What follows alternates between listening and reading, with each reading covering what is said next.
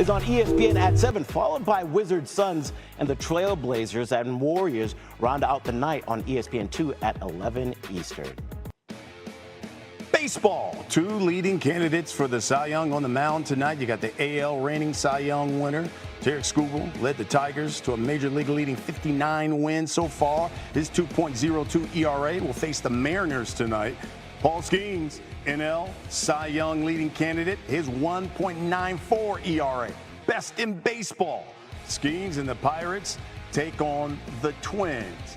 Bring in our baseball analyst, Doug Glanville. He joins us now to give us some perspective. And Doug, we'll start with Paul Skeens. Listen, they are 17 and a half games out of first place. Yeah. Skeens is dealing, throwing strikes, having a great season.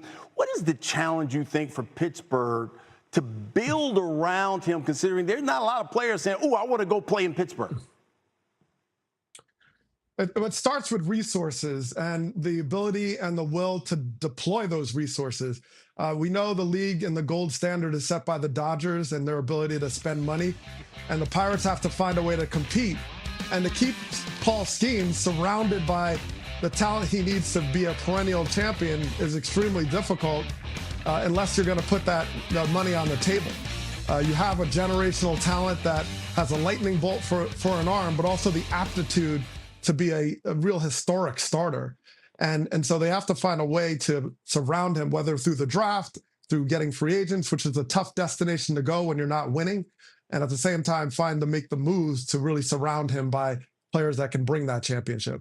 So then if that's the case, Doug, is there a player or a situation that Skeens and the Pirates remind you of? I think of someone like Mike Trout.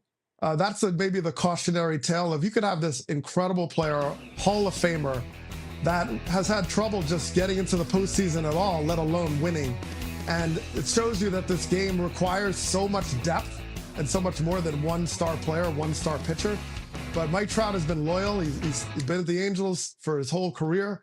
And it's just been a challenge for him because he has to kind of take what's in front of him. And they have not found a way to break through to make him a perennial contender. And now he's at the age where the injuries are piling up and really his best years are in the rearview mirror. And this still is one of the great players of all time. Okay, so let's talk about a player and a team on the opposite end of that spectrum.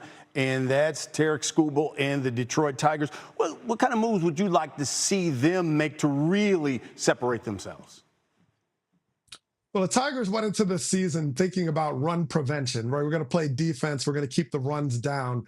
And they've turned out to be an offensive juggernaut in many ways. A lot of those guys are young. And A.J. Hinch, their manager, says, look, I'll take my 13 guys to beat your 9. You may beat me 9 on 9, but you're not going to beat me 13 on 9. So he needs pieces and late moves in the game to be able to win these ball games, to play the chess match late. What they could use is Eugenio Suarez. This is a veteran bat, right? The veteran bat to go with these young players that just hits home runs, right? This guy's unbelievable. And so you have a guy like that anchors it. Or you have Marcell Ozuna as another example of someone who can also launch the ball. Now, the challenge with Ozuna is a DH, and it may prevent some of those late inning moves. And then I think of someone like Cedric Mullins, who's a center fielder, bona fides, done well in Baltimore, had some up and downs, but he had a season, he was 30 home runs, 30 stolen bases. So you got a little more veteran experience, you got some consistent presence, you got an offensive capability and upside. And with Suarez, for example, you just get the power.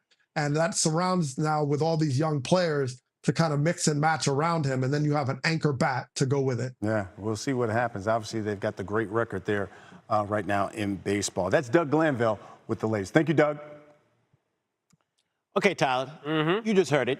2 of baseball's best is on the mound. So give me a parlay that you like with Skubal and Skeens. Start with Skeens, matched up with the Minnesota Twins. We know the issue with Skeens this year. He's been awesome, but his offense has been terrible.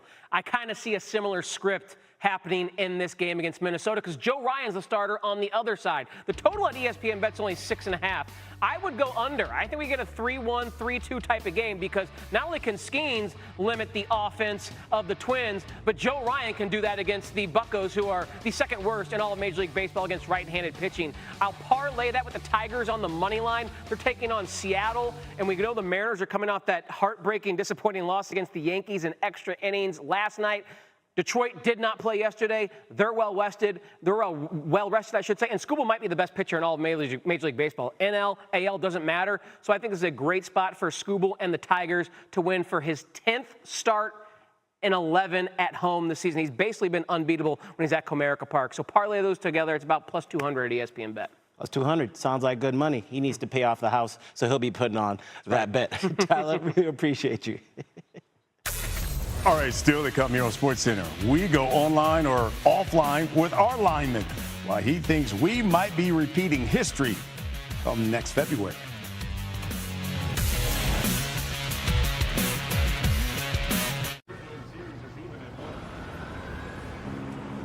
Paradise doesn't always have palm trees. Corona, La Playa awaits. Americans, we can do anything we want, except one thing. We just can't stop being American. So get out there, take your swing, rev your engines and let freedom ring, and never, ever, ever stop being American.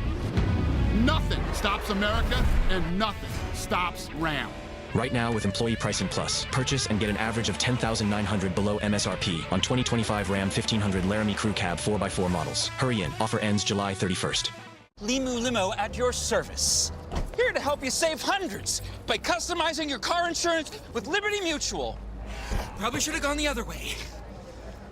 Only pay for what you need. Liberty, liberty, liberty, liberty. At Snack Wrap Champ Posts, if anyone asks, I am the one who brought McDonald's Snack Wraps back. You deserve a trophy. You can eat. Snack Wrap is back. It's high noon, and the winter's clear. 7 out of 10 cats prefer Blue Tastefuls chicken to Iams chicken. And with Tastefuls' delicious natural ingredients, it's easy to see why. Blue Tastefuls, a taste cats love made with natural ingredients. Dive into a Capri Sun for a wave of refreshment. Made with all natural ingredients and no artificial flavors or colors. Capri Sun. Poke, sip, squeeze. Mirajoy, the overwhelming relief after Miralax helps you go. Miralax works naturally with the water in your body. Miralax, free your gut to free your mood. For more fiber per serving than any other gummy, try Mira Fiber. Break Brothers. Hey, bud. It's your time.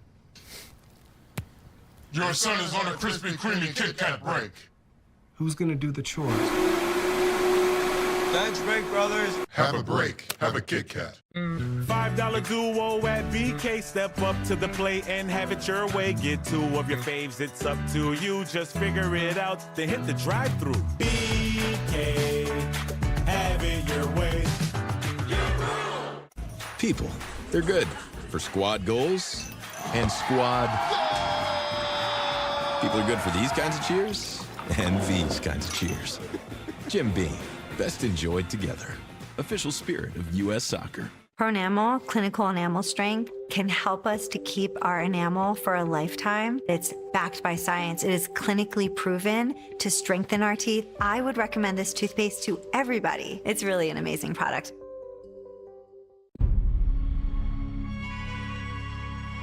If you're a fan, what you'll see in the next minutes, hours, and days to follow may convince you you've gone to sports heaven. And right now, you're standing on the edge of tomorrow. Booyah!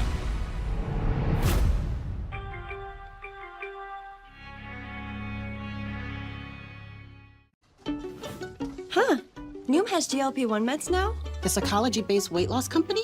Yes, Noom combines medication and healthy habits so you can lose the weight and keep it off. And they guarantee it. Sustainable weight loss? Yes, please. Whoa. Noom gives you an off-ramp so you don't have to be on the meds forever. Whoa. That's really smart. That's Noom smart. Oh, you want to hear the best part? They start at $149. Whoa. Want to know the other best part? They're delivered to your door in 7 days. Noom, the smart way to lose weight. Your house might not be a mansion, but it still deserves a $19 Pro Home Cleaner. Your cleaner will scrub everything from your toilet to your stovetop. Your whole place will be vacuumed and dusted. Honestly, you might think the price is too good to be true, but once you try it, you'll never go back to cleaning the house yourself. Pick a date, choose your cleaner, and book your first cleaning today for only $19.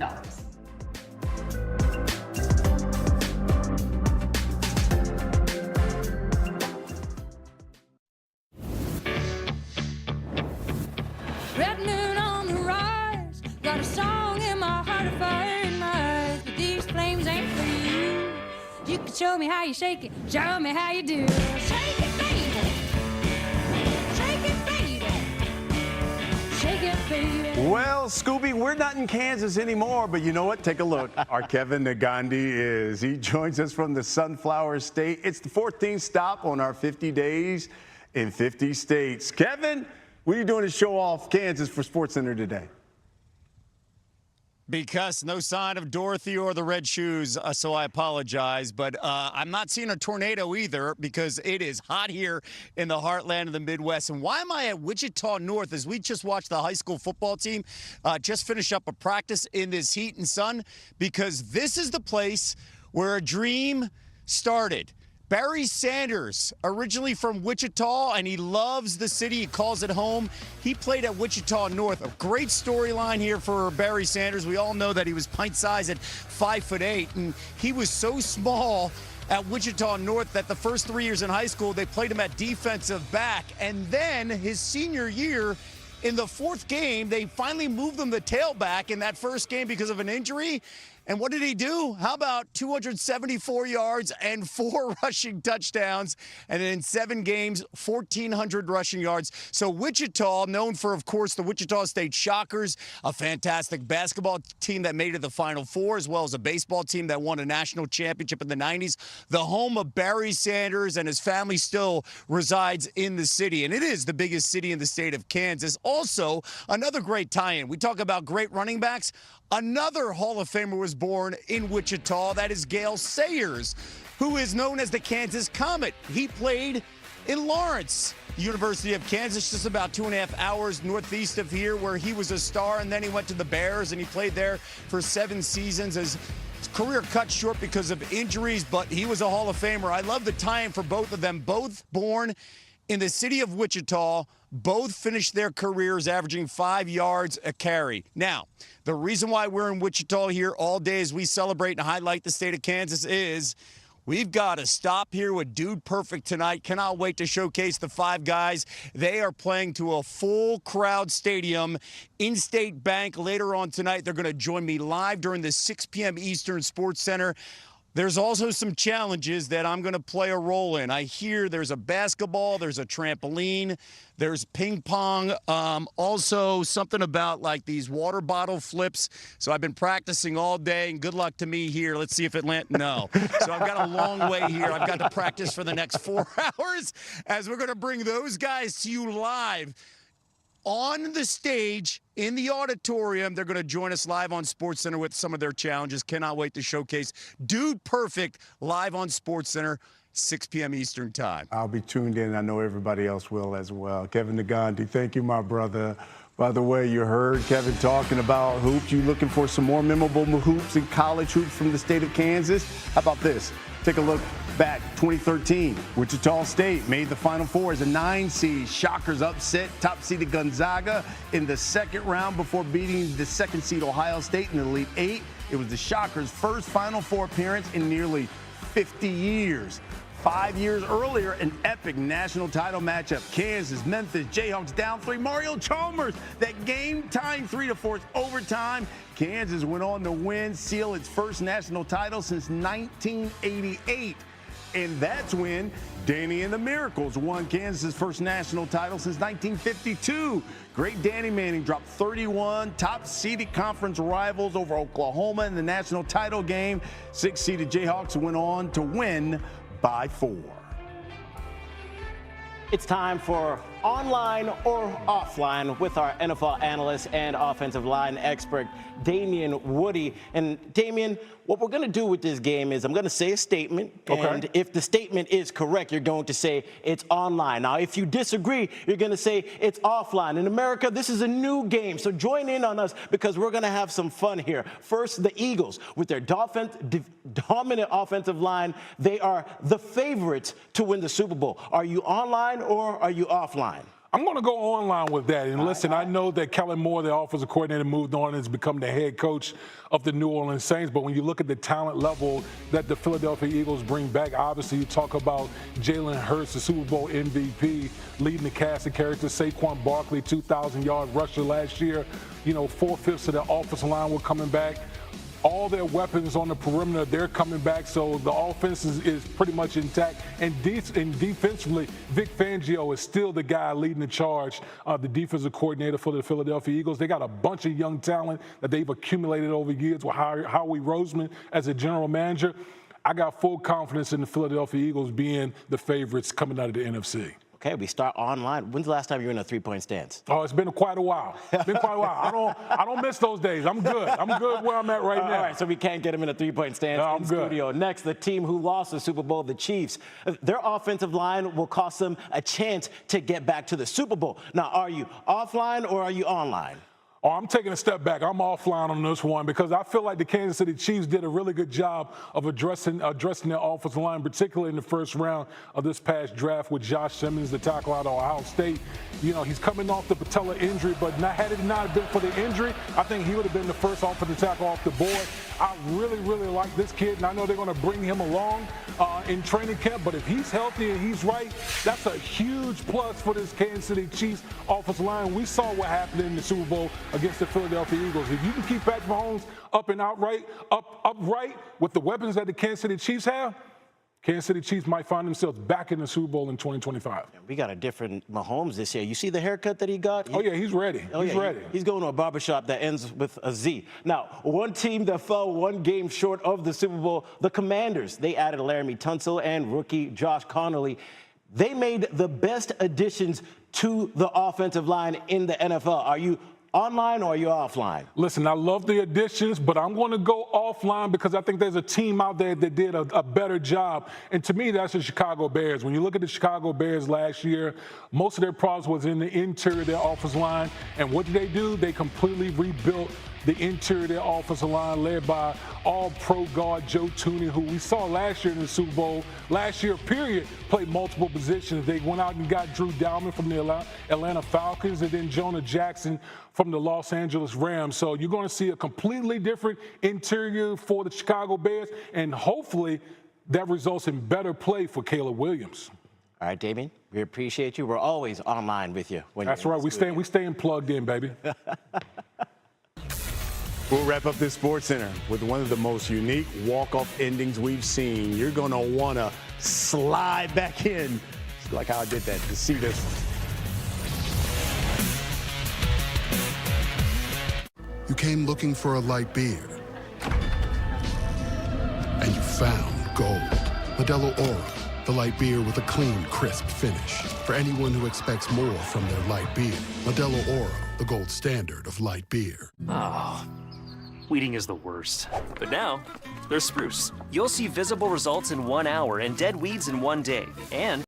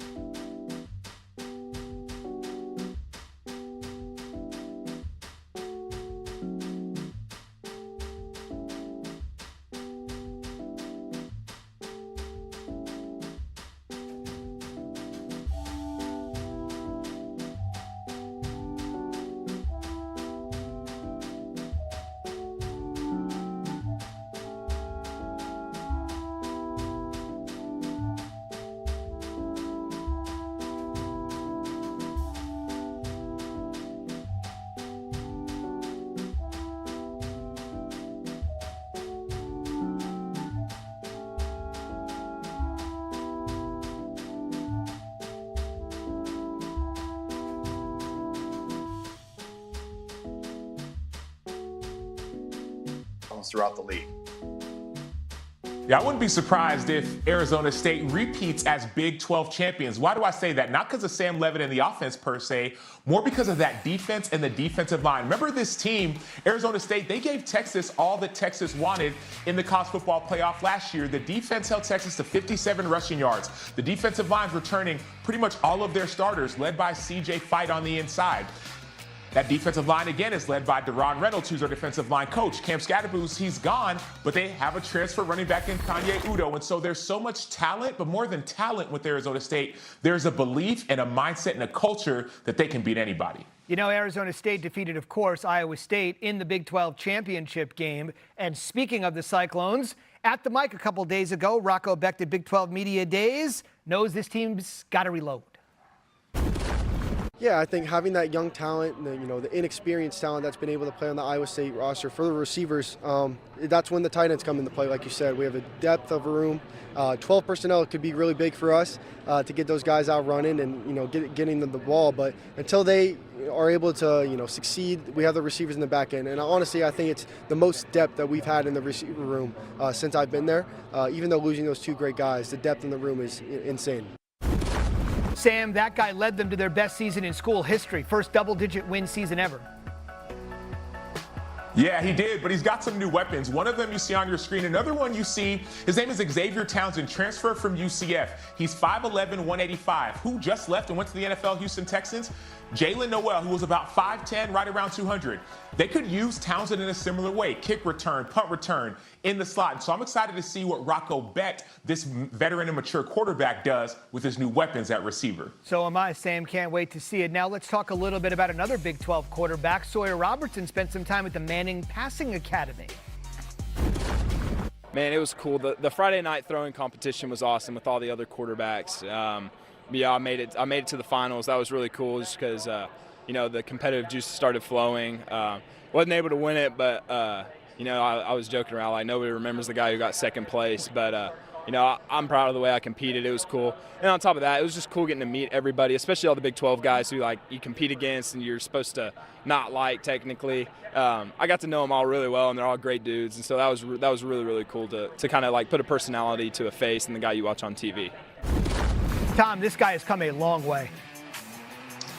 A long, long way, Zubin. I had Baylor 2 years ago against Texas, and they were reeling. They did not have any answers. He was thrust into duty, wasn't their original starter, and he really struggled. He was a deer in the headlights, and I'm sitting there on the sideline going, oh boy, this might be the end of Dave Aranda. And then you fast forward to this past offseason. He doesn't start the season. Baylor starts off 2-4. They decide to go with him, and they reel off 6 straight wins. This guy has developed. I think Jake Spavital deserves a ton of credit for the development of Sawyer Robertson. He has come a long, long way. The well-traveled Jake Spavital, no doubt. At the mic, Oklahoma State head coach Mike Gundy. He needs those name tags that say, my name is? We have 65 new players, 35 of them we've never seen practice before. And I'm not sure that I know who will be the starters in 8 of the 22 spots. That's not counting special teams. So it's very unusual. Very unusual, Tom, would be a good way to put what happened to Oklahoma State last year. This guy is a rock-solid, consistent coach, and last year it just fell off a cliff. What are we looking at here for 25? We're looking at the Big 12's expansion team. That's exactly what they are. They just put together a collection of guys and a collection of coaches, and they're going to try to figure out who fits where, who fits here, and what do we have to make us better in this position, in that position. But as he just laid out, you take a look at all of these new faces, all of these new names. They do not have an offensive lineman who has started a game for Oklahoma State on this roster. The 2 quarterbacks have virtually played no football in Haas Haney and Zane Flores. But the way I look at this thing is it's going to go nowhere but up, because whatever that negative energy, whatever that negative chemistry was that jumped up and bit them last year and it started to snowball on them, they've eliminated that from the equation. And so I think there's some positive to all of this. The question is, how quickly can you build a foundation and build a football team with that many new faces in a short period of time? Yeah, I don't see the positive, Luke. You say there's nowhere but up. There is a where, and it's actually the same. You could be the same. I think this offense, you think about last year, how much they struggled. Yes, they had Ollie Gordon, but the box was loaded. 8-9 guys in the box. Alan Bowman at quarterback struggled. They have question marks at quarterback, question marks at offensive line. They have different coordinators. And so we talk about this excitement and the newness, but there's also a level of, hey, what if it stays the same? So many other teams in the Big 12 are getting better. Colorado, you see how much talent that they're bringing in. You see how Arizona State, Iowa State, Kansas State with Avery Johnson, they're getting better, whereas Oklahoma State, for whatever reason, it seems like they're staying the same. And so I have a fear, if you will, that not that there's nowhere to go but up, but this team could be just as bad as they were in years past. Well, if Sam's fears come to life, guys, I really think Mike Gundy's job will be in trouble. When wanting to know what institutions do, Woodward and Bernstein told us to follow the money. Well, Oklahoma State made it very clear with Mike Gundy's money what their intentions are. They gave him a pay cut of $1 million last year after the winless Big 12 team, and they also cut the amount of his buyout to fire him. You don't need to be an investigative reporter to see their actions leaning towards some type of action on Gundy if the results don't get better in 2025. They have run out of patience with Mike Gundy, and he's certainly stepped in it publicly a few times. And so now Oklahoma State wants some wins for their investment. Correct. And you think about the investment in the transfer portal. I hear Mike Gundy saying we have so many new players at so many different positions, but that's the state of college football. And other teams are embracing it and getting better, whereas you hear a level of concern with Mike Gundy. I don't want to have a coach who's concerned a few weeks before the season starts. So that's my concern. It's the fact that Mike Gundy isn't embracing the new talent and players that he has. Fair enough. And shout out to Deep Throat. Great reference there by Pete. Coming up on College Football Live, 5 plus 11? 4-4-2-2-1-1-3? What? Well, why don't we just stay at 12? All the expansion possibilities or no possibilities next.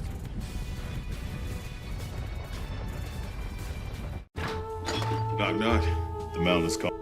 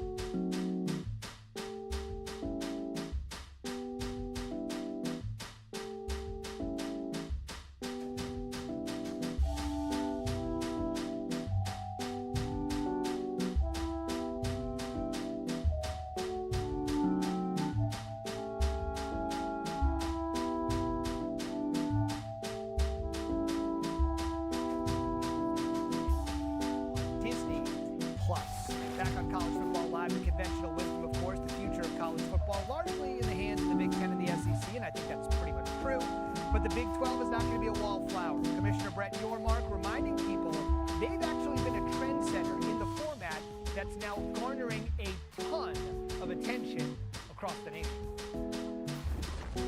We continue to believe the 5-11 model proposed by the Big 12 and the ACC is the right playoff format for college football. We want to earn it on the field. We do not need a professional model because we are not the NFL. We are college football, and we must act like it. Yep, so this is the 5-11 format. Let's just marinate on the screen for 1 second. It's pretty easy.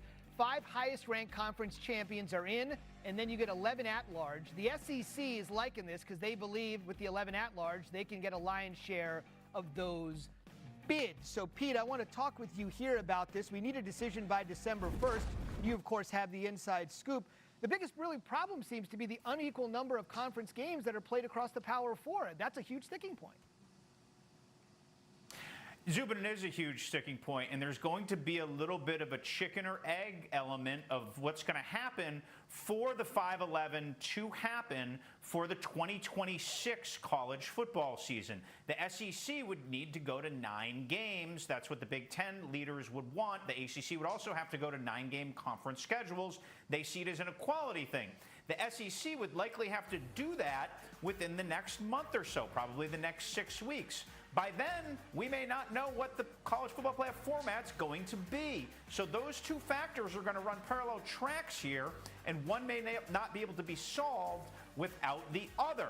There is a chance, a realistic one, that come 2026, it is a 12-game college football playoff. So all this is going to be resolved in the run-up to December 1st, and as usual with administrative decisions in college sports, they will go slowly. No doubt. Deadlines make deals. That's what they say. On the other side of this, let's take a look at the format that's being proposed by the Big Ten Conference. And this one's a little more complicated. So basically, the Big Ten and the SEC, this according to Commissioner Tony Petitti, who's put forth this resolution, this idea, they would get 4 bids. The ACC and the Big 12 would guarantee themselves 2 bids. There'd be 1 guaranteed spot for the quote-unquote group of 6 champion, and then the committee would select 3 at-large teams. One of the reasons, Sam, that Petitti seems to favor this, he said last week publicly, is that it would lessen the role of the committee because most of the teams would already be selected. They would just need to seed, essentially. What do you make of that? Yeah, I don't like the comments by Tony Petitti, and the reason why is that the committee is put in place. First of all, it's a committee of some of the best minds in college football. You think about it; these are former athletes, for either current commissioners, et cetera. There are people who watch games, so it's not a computer system like the BCS. And yes, some of it is on the field, like if you win your conference championship. But I like the fact that the committee has the ability to be able to use their eyes and actually watch the games, because sometimes you don't play each other, and also to be able to use data and use some of the information that's there in order to decide who deserves to be inside the college football playoff. And so for me, I don't think that a 4, 4, and 2, and 2, and 1, and 5, whatever they're going to, I don't think that makes any sense, because I think that it's not fair for the other teams, a team like an Arizona State. You say, okay, well, why would they have got in? Will they nearly beat Texas? We talked about it. And so there are going to be opportunities, teams like SMU, et cetera. I don't think the 4-4 format makes sense. Well, certainly not under the assumption that there would always be 4 teams in the Big Ten, 4 teams in the SEC, better than everybody else year in and year out. There's no way to forecast that. And so if you're going to sit there and say, well, we'd like to remove the committee's influence on this and just leave it up to seeding, then why do we have a committee? Just go back to the computer model. I think what we're hearing from Brett Yormark, and I don't blame him for having this take, and that is, why would any conference, the Big 12, the ACC, what have you, be in favor of just throwing out 4 automatic bids to another conference without any guarantee that those 4 teams are going to be any better in any given year than any 4 teams out of his conference or any 4 teams out of the ACC or what have you? To me, that part is mind-boggling. And so I see this is a bit about self-preservation for the ACC and the Big 12 when it comes to making sure that, okay, we're going to give the 5, then we're going to have the 11 if we move to 16, but the committee's going to have to figure out which 11 those are, and there's no already preconceived or pre-chosen teams in doing so. Pete, you talk to everybody in this sport. What is the appetite for just maybe saying, you know what? Why don't we just stick at 12 teams? There is a deadline of December 1st, as you referenced, but what about just having this model for just a little bit longer, giving it more runway to see if it works? I don't know if there's a huge appetite for that because ultimately the commissioners generally all want more access, Subin, right? When we were at 4 and there was a delay to go to 12, remember, that was when Florida State got squeezed. Remember, ACC Commissioner Jim Phillips was one of the people who want to be pragmatic about expanding, and it really backfired on him in the ACC when Florida State got squeezed out with Jordan Travis's injury.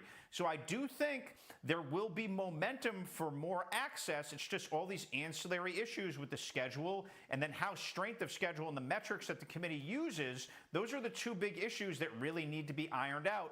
If they are not ironed out in time, by December, we could see another 12-game playoff. Yep, got to keep an eye on Executive Director Rich Clark. He'll be in charge of letting us know if that's the case. On the way, Prime letting us know, hey, remember when you guys were all over me for using the portal? There's another guy in my league using the portal, and nobody's talking about him the way you were talking about me. Wait till you hear this straight from Dion next.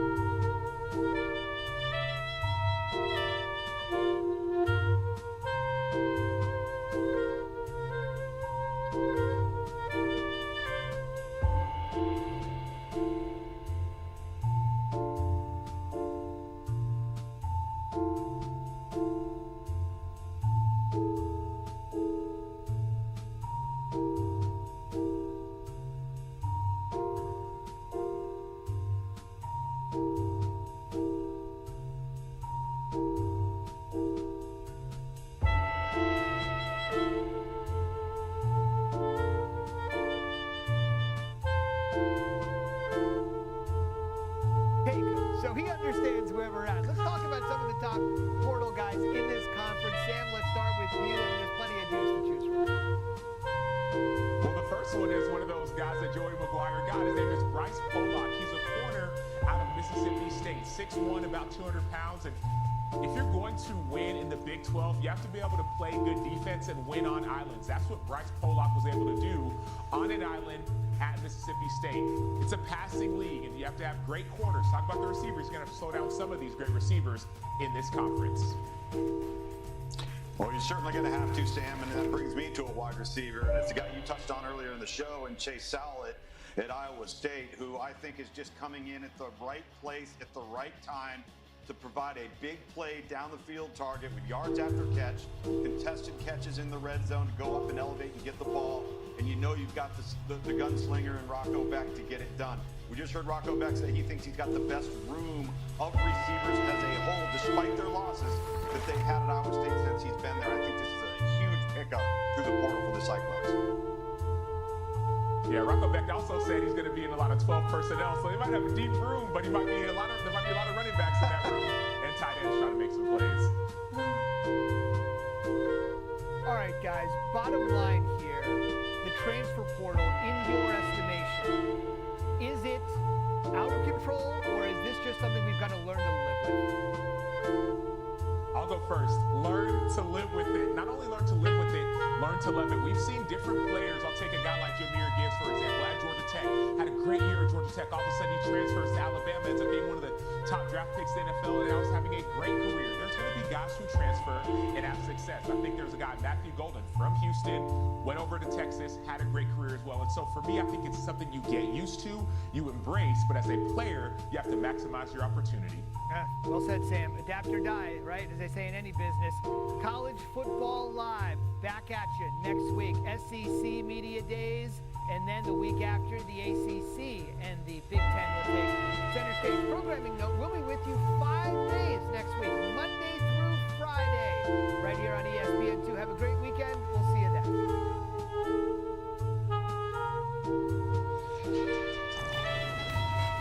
Welcome to the NBA 2K26 Summer League. We are in Las Vegas, Nevada. It is the epicenter of the basketball universe for the next week and a half. Day 2 in hand. Fans got to see the #1 pick, Cooper Flag, last night, and they're heading into the building today to see the last team standing a summer ago. That was the Miami Heat, and it's Mr. Heat himself, our pal Udonis Haslem, checking in with the newest first-round pick of Miami pregame today. And the first-round pick of the Hawks, Asa Newell, Cooper Flag, his former high school teammate at Montverde Academy.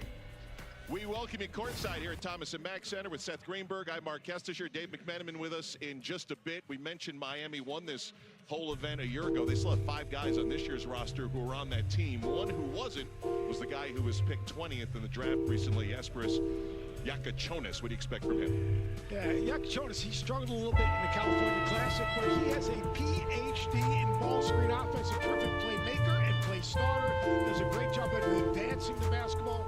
Great job of reading all 5 defenders and ball screens, can shoot the 3. Had a terrific 1 year at the University of Illinois, but his ability to read the defense, make the right play with his basketball IQ and his feel. 2-3 games underneath his belt. I expect him to play at a high level this week in Las Vegas. Let's switch over to the Atlanta Hawks and Asa Newell, Georgia's own. He's a Bulldog, grew up in Atlanta and in Athens, and just a short time ago spoke with our Dave McMenamin. Here with Atlanta Hawks rookie Asa Newell. I saw you talking to Cooper Flag earlier, one of the Montverde 4. Obviously, he had the big debut last night. A lot of fans in the stands. What did you make of his debut, and what do you want to do in yours? I mean, last night's crowd was amazing. You know, he was just playing like it was an AAU game, and you know, he was just telling me to, you know, take my time. It's not like a real NBA game. It's nothing like it. The crowd, the atmosphere. You know, it's summer league. It's something special. And I just want to take away that, you know, we're gonna win this game. I can feel your excitement right now. Is this something? The dream coming to reality, the Hawks across your chest as being an Atlanta kid? Yeah, for sure. And, you know, I just, you know, thank God for this opportunity and, you know, my hard work and all the sacrifices my family all the sacrifices my family made, you know, is why I'm here today. Yeah, all right. Well, thank you. We can't wait to see it. Have fun out there. Back to you guys. All right, Dave, thanks a lot. We look forward to seeing Asa Newell, part of the starting lineups for the Atlanta Hawks. Kobe Buffkin, Seth, also in the lineup. It's a big summer league for him. It's a big summer league. He's been banged up his 2 years in the league, former 15th pick in the NBA draft. A skilled guy that can really score and defend. Pella Larson had an outstanding, I call it pre-summer league. It was a California Classic. It was summer league action in San Francisco. Played well. Keshaw Johnson, Khalil Ware.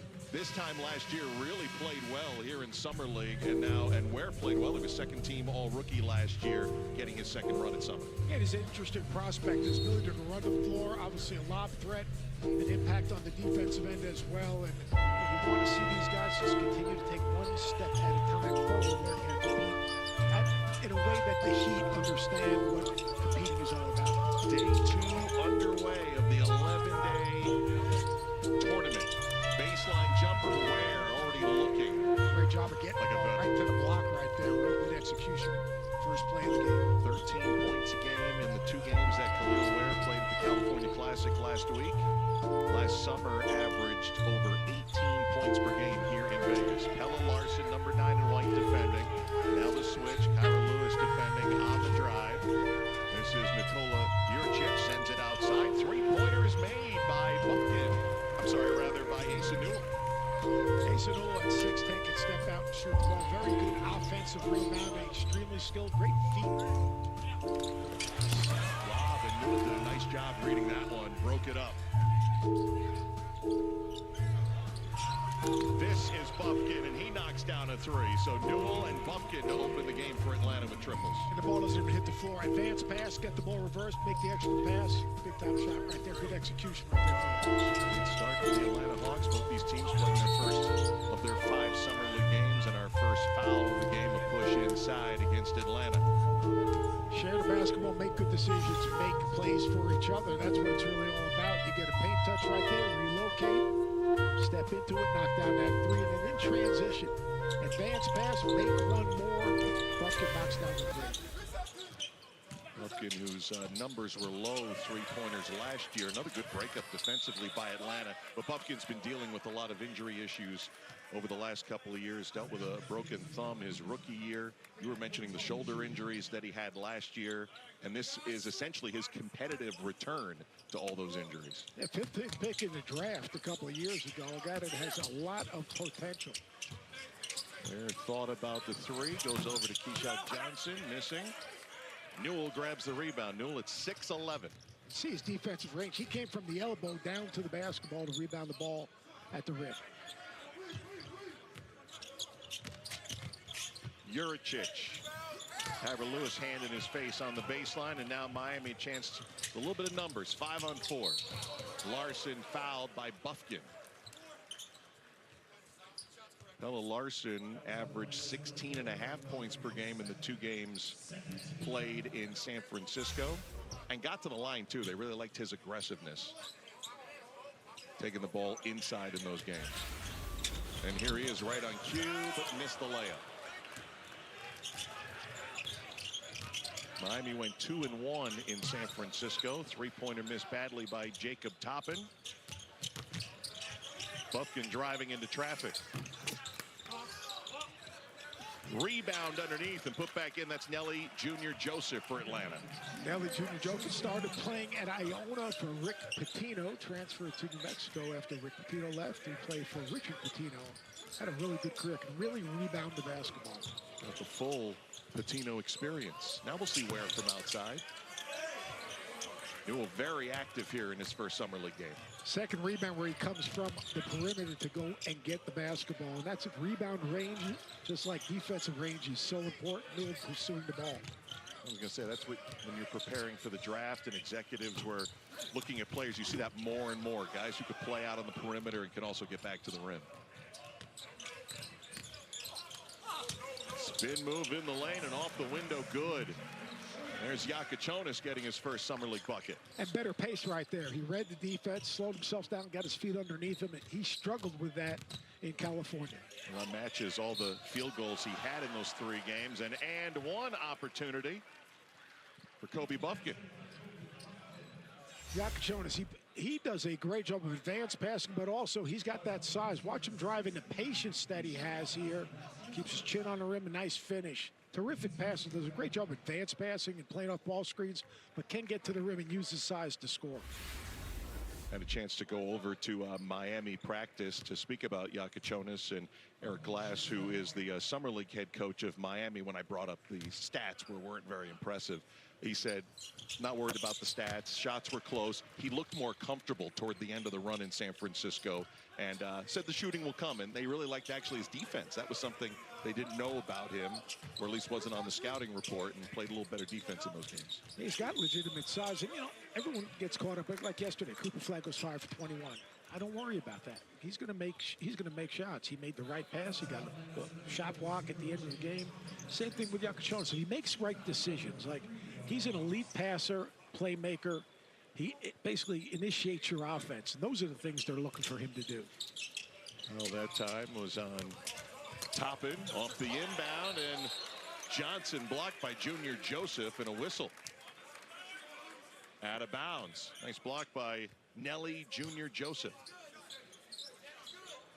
And this is just another example. Well, we can't see it right now, but Yakachonis making the right decision.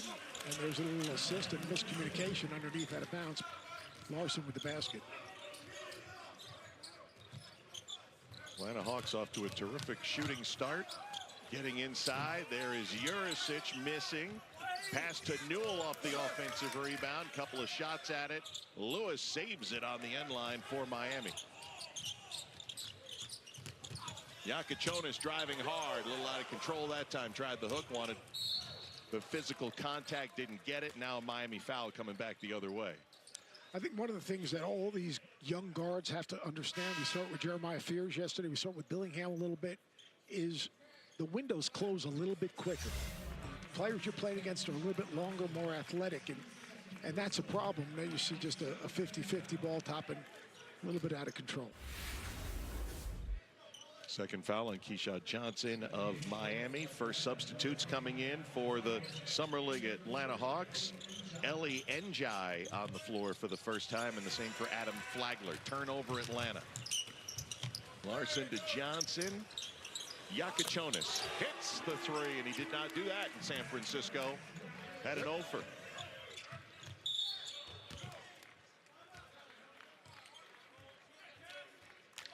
All right, Miami getting back into this one, down 2, and the number 20 pick in the draft, Kasparis Yakachonis, who was 0 for 11 from beyond the arc in San Francisco, gets one here early in Vegas.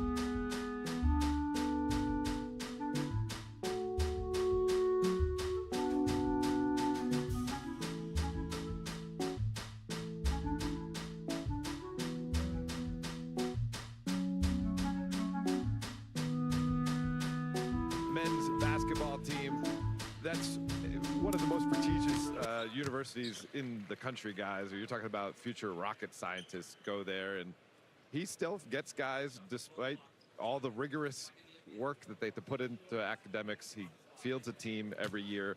Now, they don't do too well on the court. They're just 1-49 over the last 2 seasons, but that's a 2% winning percentage, which is kind of emblematic of their admission standards. They only let in 3% of the candidates who apply to their school. Wow, Dave, thank you. And I thought I was sitting next to the smartest guy in the room, but you're number 2 right now. Hey, I coached at Columbia, and I'll tell you one thing. I coached a bunch of guys a lot smarter than me. They would proof my recruiting letters. Buffkin missing on the outside jumper. Another offensive rebound for Atlanta. Do you always have a smart guy on your staff? Oh, thanks. Njai missing from outside, but cleaned up by Jacob Toppin. We had a staff of smart guys and one not so smart head coach. Did very well for yourself. 15-9 in favor of the Hawks. Yakachona's been very aggressive here early on. Pella Larson missing from outside. Well, that's why, you know, you look at summer league games and you want to get a look at a guy like Yakachonis, and you just got to throw the numbers away. Yeah, numbers mean nothing, really. Feel, decision-making, competitive spirit, getting others involved, being the best version of himself, playing to his strengths, which is basically getting others involved. Jacob Toppin will step back. Nice. Jacob Toppin, of course, his brother Obi played in the NBA Finals with the Indiana Pacers. Jacob played with the Knicks, was a two-way signing late with Atlanta last year. Summer League action continuing in Las Vegas on NBA TV, ESPN, the ESPN app tonight on NBA TV. The Bulls and Raptors, 8 Eastern time, followed by the Clippers and the Rockets. And don't forget Cleveland and Milwaukee on NBA TV tomorrow at 3:30 Eastern time. Cavaliers had a good game with the Pacers yesterday over at Cox Pavilion. Naquan Tomlin had the best scoring line of the day, had a 30-point game in that loss for the Cavs. Naquan Tomlin is a unique player at 6'10" with ball skills, shoots the ball, can pass it. Really an interesting player. Yakachonis knocking down another 3, and that was a deep one. He's just going to pretend he never went to San Francisco. They're 1 for 15 in 3 days there. He's got 2 3-pointers here early on. 8 points for Yakachonis. There he is, lighting it up again. Heat check. And that's why you say, well, 1 second, he didn't make a 3 in California. You know, he's going to make shots. Like when people get upset about, well, you know, he's really struggling doing this. But everyone has a body of work. And his body of work is this guy's going to be a 35 to 38% three-point shooter who can advance the ball, make the decisions, and get the ball and get your team into offense. Hawks with an answer from outside. Adam Flagler, who won a national championship with Baylor, doing just that, hitting from outside. Yakachonis has the last 9 for Miami. He wants that ball badly. Instead, gives it inside, and Vlad Golden scores on his first touch. That's a guy who understands the game, though. I mean, shot fake, relocate, post pass, they stay home, makes the right play. I mean, and that's why this guy is a really interesting prospect. He can shoot it, he can distribute, he can advance the ball, and he can play ball screens. Watch right here. He's going to relocate right there. Baseline drifts. You make one more. Bam. He knocks down that big 3. And then from the other side, shot ready, he knocks it down. And the next play, he comes off the ball screen and makes the post pass for Golden. So not only did he score it, not only did he receive it off a pass, but he also made the game easy for other people. Great start for Kasparas Yakachonis, who played at Illinois last year, averaged 15 points, 5.5 rebounds per game. And there are the numbers, what he did in San Francisco over 3 games, and he's almost matched that here in the first 6-7 minutes here in Las Vegas. And right in the flow of the offense. It's not like he's chasing anything or trying to make something happen. I have to admit, you switched the monitors. I did. And I was looking at the wrong monitor. You pump faked me on that one. Well, I left my feet. Yes, there's a program monitor, folks, and there's a monitor that's a few seconds behind that we use for other business. And I switched it on set just to, you know, want to keep you on your toes, smart guy. I can understand that. You wouldn't do that to PJ Carlissimo, but I understand it. We have another famous Seattle resident next to us, Quinn Snyder, the coach of the Atlanta Hawks, watching his Summer League Hawks right now with a 4-point lead. Timeout in Vegas. Americans, we can do anything we want, except one thing. We just can't stop.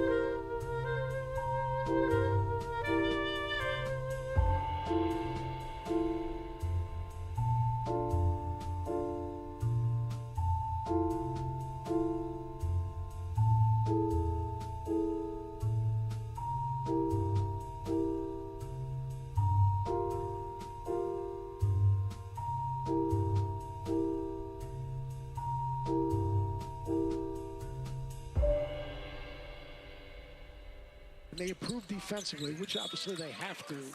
But if you look at their roster, Dyson Daniels is an elite defender. Trae Young knocking down shots.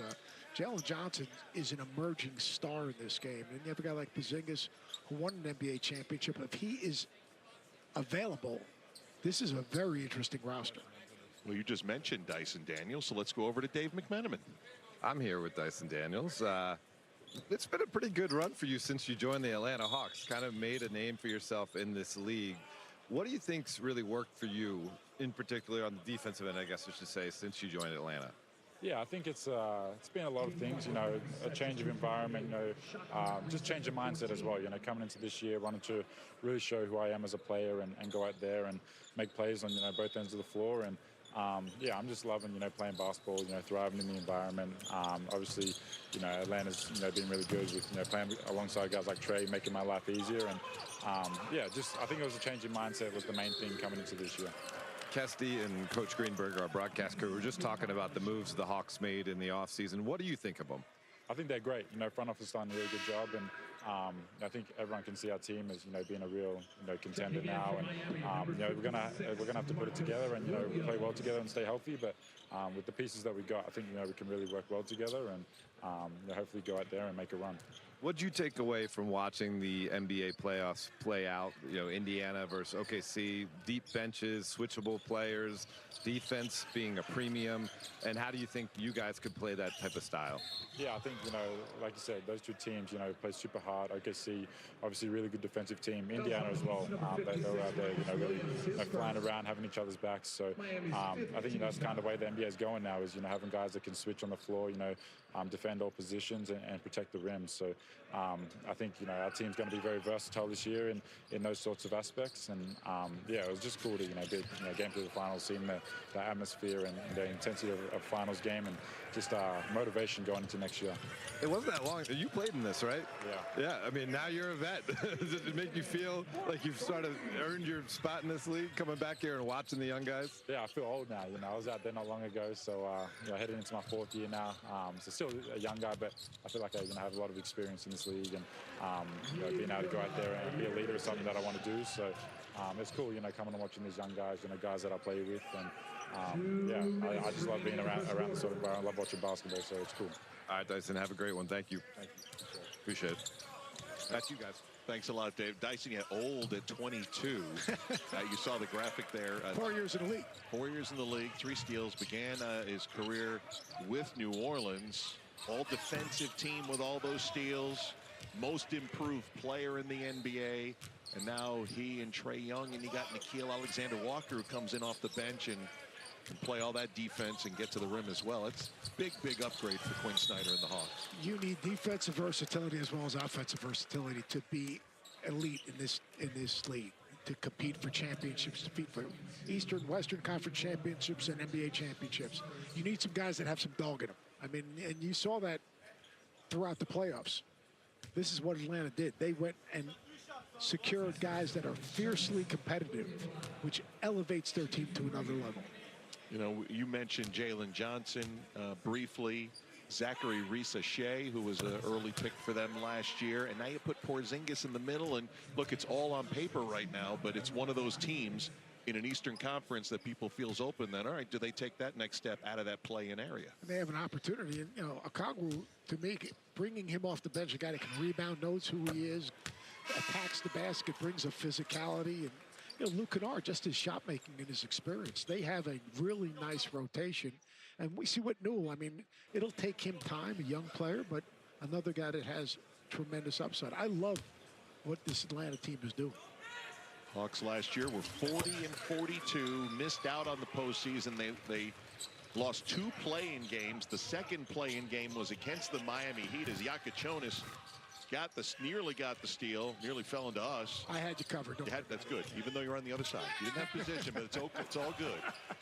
Basket I pushed you into it. The theory was there as Eli Njai gets the basket for Atlanta the other way. It was an overtime game in the 8th seed game, the second play-in game, which was won by Miami. They went on to the postseason. And we're seeing some of the young stars out here in Las Vegas, and you can see the next generation of NBA stars at NBA Summer League. Tickets going fast. Get yours now at NBAevents.com. Right about the time we got off of our 2 games and the Cooper Flag Mavericks Bronny James Lakers game was going on, it was at its peak here last night at Thomas and Mack. This place was rocking, and the game didn't disappoint. The game that went down to the last possession. I thought Bronny played really well in the first quarter, but I thought Cooper Flag, just his floor game, his complete game was really impressive to me. Just making winning plays, making the right decision. Even the first play of the game, they trap him and get the ball out of his hands. He doesn't force it. Gets rid of the ball early, makes the right decision. We had an offensive foul on the floor, and you saw the officials over at the table. They're going to take a look to see if that will get upgraded to any kind of flagrant foul. A little bit of a takedown there as well. Eric Stevenson, who hit a 3-pointer earlier, is the player involved for Miami against Nikola Juricic. Eric Stevenson, well-traveled in college and in the beginning of his NBA career. Yeah, Stevenson was trying to bring that right arm around, caught the face of Juricic, and then after his arm got fully around, appeared to yank down Juricic there. Could be a hook and hold right there if it was in college. If you watch his right arm coming over the top, watch right. The elbow to the face initially could be the one that ends up making this a flagrant one. Suyash Mehta is our lead of the 3 officials. He's on the right of your screen as they looked over at the replay center, and we will hear from Mr. Mehta in a moment. After review, the play does not rise to the criteria of a flagrant foul. Common foul stands. So when they go to review, and it's not in Secaucus for Summer League, it's here at Thomas and Mack, the folks in review are just showing pictures. It's the officials on the court who have the final say and if it's a flagrant or not. So the 3 got together after they watched the same video you're watching now and said, play on. It's like the old Mel Brooks movie. He hit him with his face and his elbow. So you didn't agree with that one? Yeah, I'm not sure about that one. 2-point game, final minute, first quarter, first of 4 games inside of Thomas and Mack Center. Njai is open and connects from outside. He's already been signed up as 2-way player for the Atlanta Hawks this year. Another guy who's been essentially a pro since 13 years of age. Came through Real Madrid system in Spain. Njai nearly got a block there, but Golden able to finish it off for the Heat. And the Heat people like Golden. Golden can change ends of the floor, runs, got really good hands, has a little bit of rim protection in his game. Had a terrific career. You think about Final Four at FAU, Terrific year last year at Michigan. Stevenson missing the three. Golden couldn't come up with the rebound. Dusty May was his head coach. Two different schools, yeah, at Michigan as well. Final 10 seconds of the first quarter. Shot clock off. Hawks have the last crack at it. Juricic. Golden in his face. Passes. Last second shot off the rim twice. Won't go down for Jack McVay. And that'll take us through this first quarter. Kobe Bumpkin, big summer league for the Atlanta Hawks. Third-year man hits an early triple in that one. And Kasparas Yakachonis had a nightmarish California Classic, but not in the first quarter here in Vegas.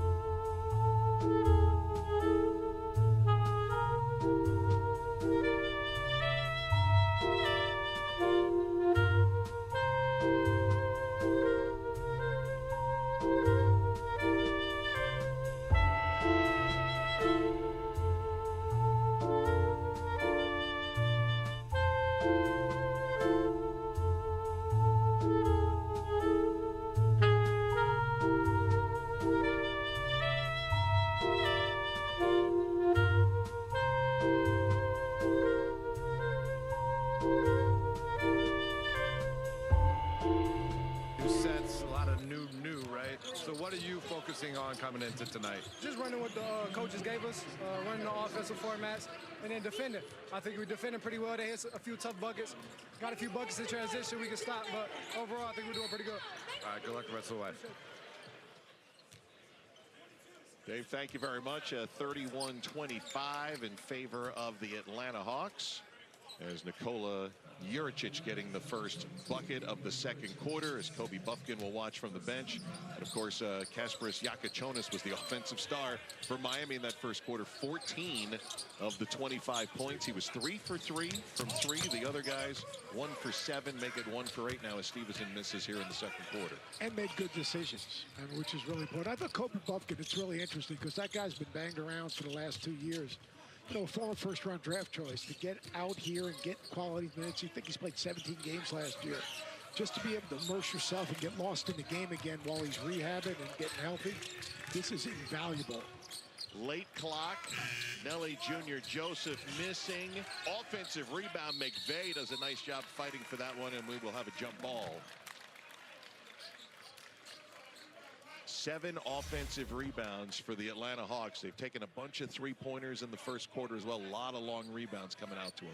That one, though, was earned inside. Yeah, that one was earned, but they're pursuing the basketball, and there's a physicality to what they're doing. They've got good overall size for a summer league team. I mean, you think about even on the perimeter, excluding Murray Jr., who's about 6 foot.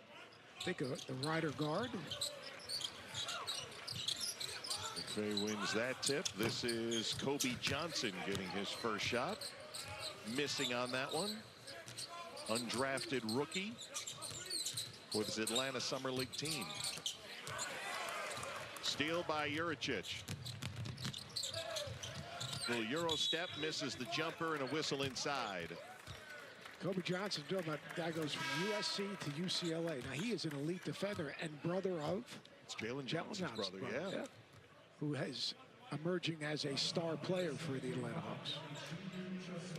drafted 20th out of Duke now 4 years ago by Atlanta, and certainly a big piece.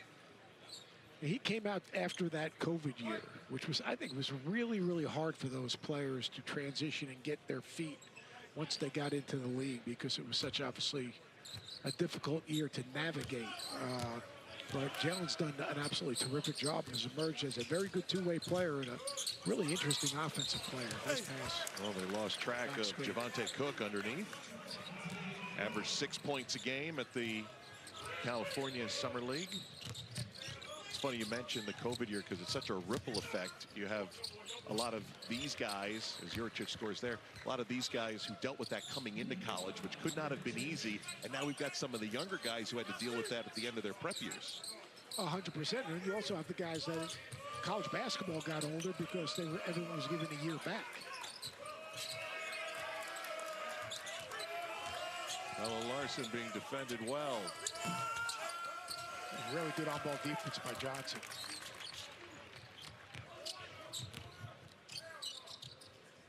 McVeigh, the Australian, hitting on that one.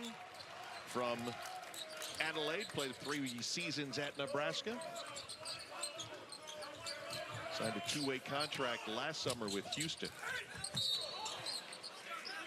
And that's why you play off of 2 feet right there. Really good job of Larson. Getting into the lane, coming to that jump stop, landing on 2 feet, putting his eyes on the rim. A slow start for Larson here today. Boom. Junior Joseph picking up his second personal foul. We're going to see a guy next game. Con Canepo plays off of 2 feet as well as any player that I've seen in a really long time. Everyone talks about his shooting and his shot making and his toughness, but he can get in the lane, play off of 2 feet, and pivot and get angles. Really, really good off of 2 feet. This guy, Pella Larson, last year we told you Miami were the Summer League champs. Here's why. Mr. Larson, overtime. That's the game winner. And the Miami Heat celebrated a Summer League championship. 5 guys on this year's roster, including Khalil Ware, Keyshawn Johnson, Larson, who hit the winner, Bryson Warren, J.C. Butler, all a part of that team. And another guy who, I don't think we're going to see him play today, but got signed yesterday by the Atlanta Hawks, Josh Christopher. He was the most valuable player for the Miami Heat in their Summer League win. And you think about the use of Summer League. He used Summer League to get a contract, and then he went and had a really solid year for the Heat, which enabled him to now stay in the league. And that's like, you talk about what is Summer League about? He was a great teammate. He played hard. He made good decisions. He took good shots. He was all in and got lost in the game and his teammates and all the things that these people are looking for. And now he's kind of rejuvenated his career. We've mentioned that over these 11 days. Not just the team you're playing for, but maybe someone else who's watching you might have ideas to bring you onto their team, as we have a Miami foul underneath. Like, we're going to say we're going to be here for 3 days for all the time that we're here. Show what you can do. Play to your strengths. Fit a role. Be a hard-playing player. Be a great teammate. Control your attitude. Control the things that you can control. Allow yourself to be coached. All those things are being observed. Like making the missed shots, yeah. Like if you're a good shooter, they're going to know you can make shots. But knowing how to play and competing, those are the things that these decision makers are looking for when they're filling out the back end of their roster. I know that, a lot of people sometimes scoff at Heat culture, but it's a real thing. And you go to their practice, and they've got a lot of their guys that come back. And we saw Udonis Haslem here earlier today out there. It's not just Miami, it's other teams too. And so it may be this first weekend, it could be at any point. Guys are coming in and working out as well and trying to pass down those traditions. Loose ball foul is going to send it the other way. Kyron Lewis Jr. had that shot. He's another perfect example of a guy who was, on it, trying to make a team, had been in New Orleans, played a bunch of games. There's UD watching on from courtside. And Kyron Lewis, from everything I've been told, has said it's not just about him who's trying to play for his NBA life. He's helping out the younger guys that have been in the league. You're only as good as your locker room. So, especially in those positions at the end of a roster, you need good locker room guys. It is a long season. And if you have a developing team, it's a really long season. So you've got to have leadership in that locker room. And Lewis, he's played 131 games in the NBA. since 2020 already. Yeah. So, I mean, he understands the grind of trying to, not just getting to the league, but staying in the league, which is hard. There's a look at Kyra's numbers. Last season in the G League. Second straight year in Summer League. Played for Houston in 2024. Been a great teammate. He actually led the Heat at the California Classic in total assists. Had 16 points in their last game against San Antonio. 10-point lead for Atlanta. We're nearly midway through this second quarter. Khalil Ware with the floater missed. Offensive rebound, Miami.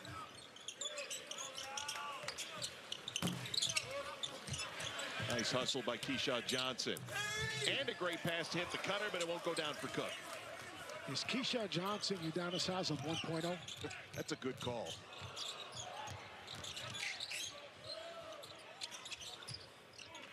Asa Newell's got a lot of different pieces to his game. He can put it down. He can shoot the three a little bit.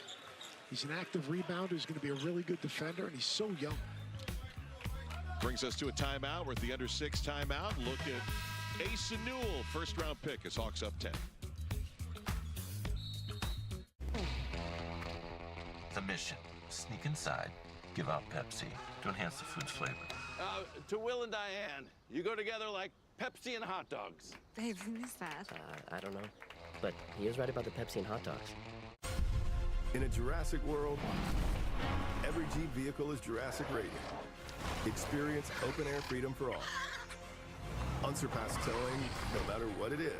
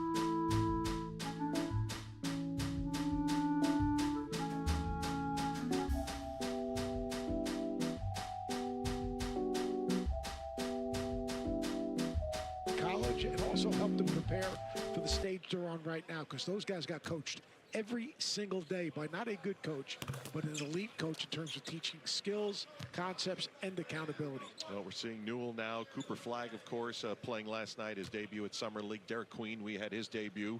The Pelicans yesterday afternoon, and our second game coming up with the Jazz and Hornets. We'll see Liam McNeely.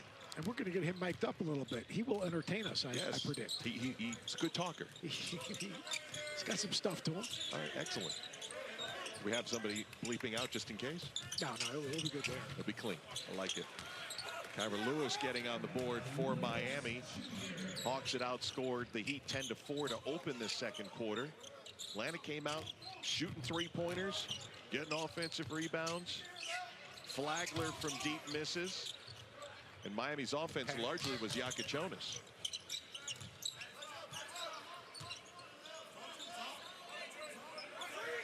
Esper's with it now. Got that step back in his game and drains another one. Perfect 4 for 4 from three-point land for Yakichonis.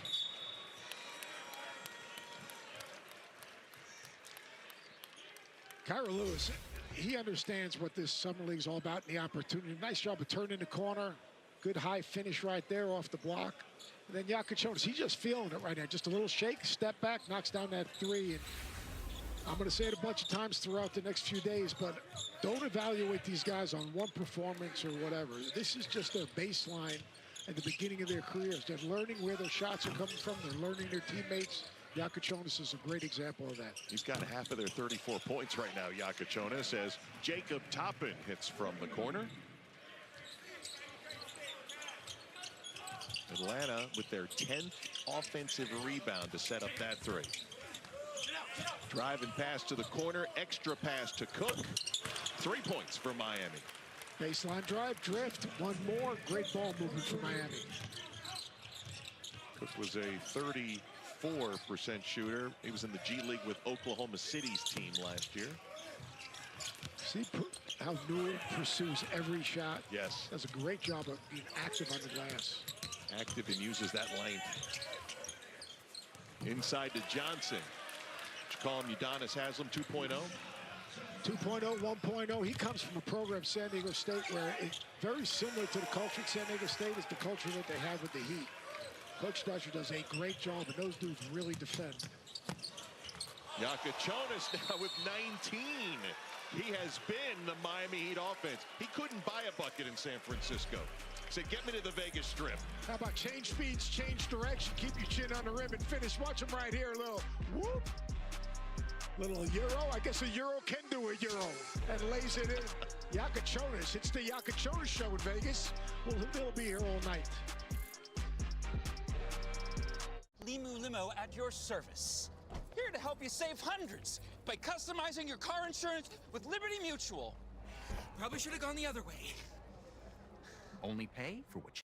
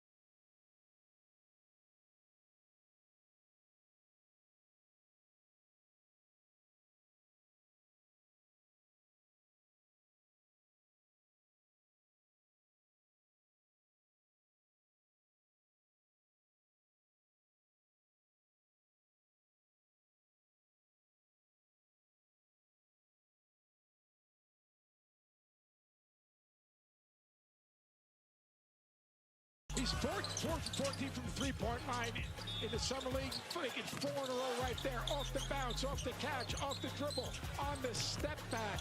He's putting an absolute show, but it's not just his shot making. It's his floor game and his IQ and his feel for the game.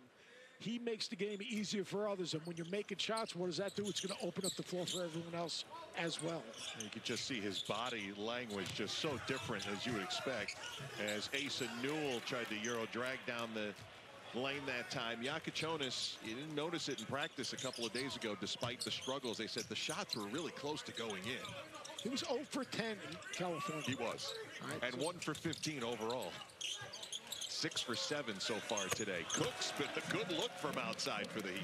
Nice job of Cook getting behind the ball, but it just shows, I mean, good players will eventually make shots. If a guy's a good shot maker, he's going to make shots. Really nice job by Buffkin. By Buffkin. That just ended a 10-0 Miami run to tie the game. Atlanta reclaims it.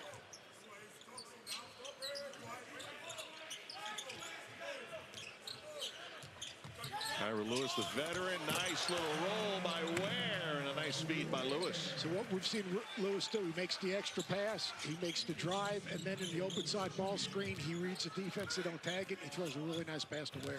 Third assist for Lewis. Flagler, the short J to give Atlanta the lead back. Adam Flagler is from Georgia, was a 3-sport star in Duluth. Really Presbyterian, transferred to Baylor, big-time shot maker. Now Davion Mitchell is signed with the Heat. Tyra Lewis has done a nice job, though, of kind of initiating and playing for others. Cook just seeing a big basket. He's now got 3 of 5 from distance. So Cook and Yakachonis leading the way for Miami, who has the lead. McVay misses from outside, and here come the Miami Heat. I've been impressed with Yakachonis' on-ball defense. He's done a nice job of keeping the ball in front. Defending Bufkin, who's a good player and has a little shake to his game. I think that's what they've been most impressed about in all the Summer League games so far from Yakachonis was his D. And how about that move? Setting up Cook, red hot from distance. There's your 2 guys leading Miami here in the first half. Really impressive, Yakachonis. And great job of attacking the defense, using a little back dribble to create some space to get in the lane. Watch right here. He's going to do a good job. He's going to get bumped. Well, now he's getting in the lane. Nice job of reading defense, corner spacing. Cook shot ready, on time and on target. Like Yakachonis, like I said, he has a PhD in reading the defense and making the right play. 19 points, 3 rebounds, 3 assists for Yakachonis. Javante Cook, all 14 of his points have come here in this second quarter. Bufkin leaning in on the 3, missing, and last touch by Lewis out of bounds to Atlanta. So nice little run here, Seth, by the Heat. Let's go big picture, though, on Miami, including the big squad. We'll talk to Eric Spoelstra to start the second half, so come back with us. But they were in that play-in. They were able to advance in the overtime. They got swept out. It was a bad taste in their mouth by Cleveland, that 4-0. And, of course, the big news was the Jimmy Butler deal. There's a look at Spo right now. Yeah, and the Jimmy Butler deal, but I think the bigger news is Norman Powell. I think Norman Powell is a great pickup for them. He can score, he's competitive, he's an everyday guy who's competitive and can play both sides of the ball, can knock down a 3-point shot, take a little pressure off a Hero. I think re-signing Mitchell was a good decision. Another guy who can guard the basketball. Jaime Hawkins has got to probably take a step forward. Losing Duncan Robinson. Look, Duncan Robinson, they did a great job of finding him as a free agent, signing him. He's made a lot of money being a part of the Heat program. Yeah, I think you hit it right on the nose. Didn't know quite where Miami was headed in this free agency season, and then to come up with the Norman Powell deal was huge. Powell's got 1 more year left on a 5-year contract. He was terrific last year with the Clippers, career high, almost 22 points per game, and shot it well from deep also. That was the key, 41% from the 3-point line. And you know, we talk about Heat culture. Every organization wants to have a culture, but they have a history with their culture. And there's an expectation and a standard. And Norman Powell, nothing giving, everything earned. Think about how he got into the league and how he stayed in the league because of his work ethic, his toughness, and his consistency. Yakachonis' first miss from 3. Yeah, nothing was given to Powell. Should have been an all-star, at least in most people's opinions. He was very close to being an all-star last year. He had all-star numbers and was probably the next guy in if there was an injury. If Khalil Ware can advance his game where he can be a productive starting post player, Bam, Wiggins, Powell, Hero, that is a really good foundation. Now, who else is going to step forward? You got Jaime Hawkins come off the bench. He is productive. Who else is going to step forward? With the young Nikola Jovic they really like, and they're going to really like the Summer League look of Yakachonis so far, as the last shot by Atlanta, no good. Great second quarter for Javante Cook, and of course, Yakachonis, the first-round pick, helping lead the way. We are tied at 52. Stay with us at halftime. Some talk with the general manager of the Atlanta Hawks coming up next.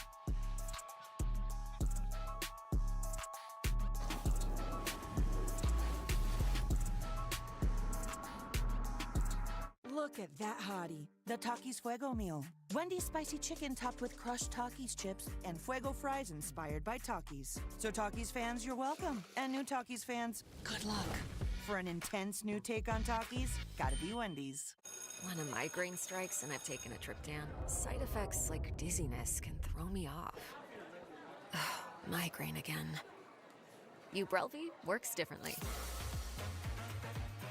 It keeps me in rhythm, quickly stopping migraine pain within 2 hours. And some have pain relief that lasts all day, so I can handle whatever the day may throw at me. Don't take if allergic or with strong CYP3A4 inhibitors. Tell your doctor all medicines you take. Report increased blood pressure or color changes, pain, or numbness in...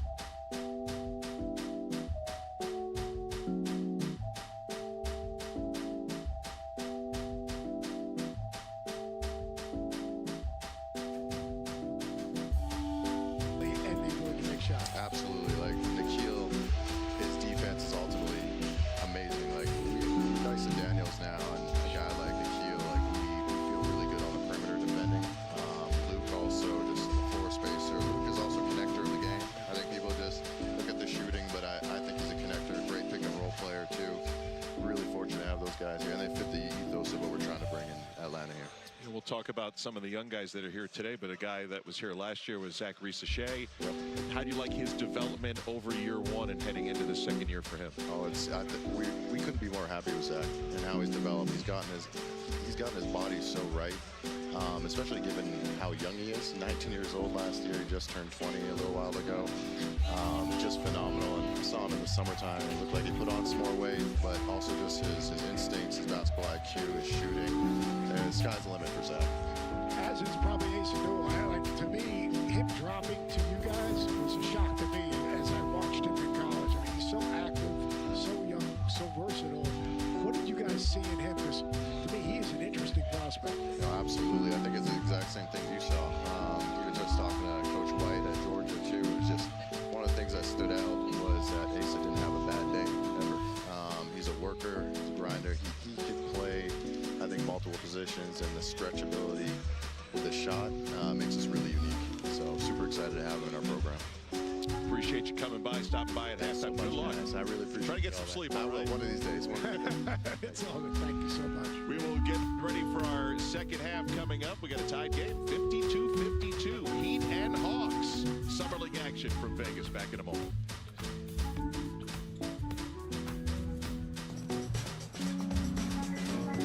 A car that doesn't make everyone feel like a priority is a car that stops short of amazing. At the Lexus Golden Opportunity Sales Event, get offers on select models. Look at that hottie. The Takis Fuego meal. Wendy's spicy chicken topped with crushed Takis chips and Fuego fries inspired by Takis. So Takis fans, you're welcome. And new Takis fans, good luck. For an intense new take on Takis, gotta be Wendy's. You got the ticket? Vivid Seats, the only ticket company in the game that rewards you for buying. From concerts to sports and everything in between. Vivid Seats, official ticketing partner of ESPN. What are you doing? Crunching numbers on every NBA matchup. But with the NBA app, you get real-time stats and highlights while you watch all season long. We're talking exciting plays, buzzer beaters. And behind-the-scenes access to the league's brightest stars? All season, all free.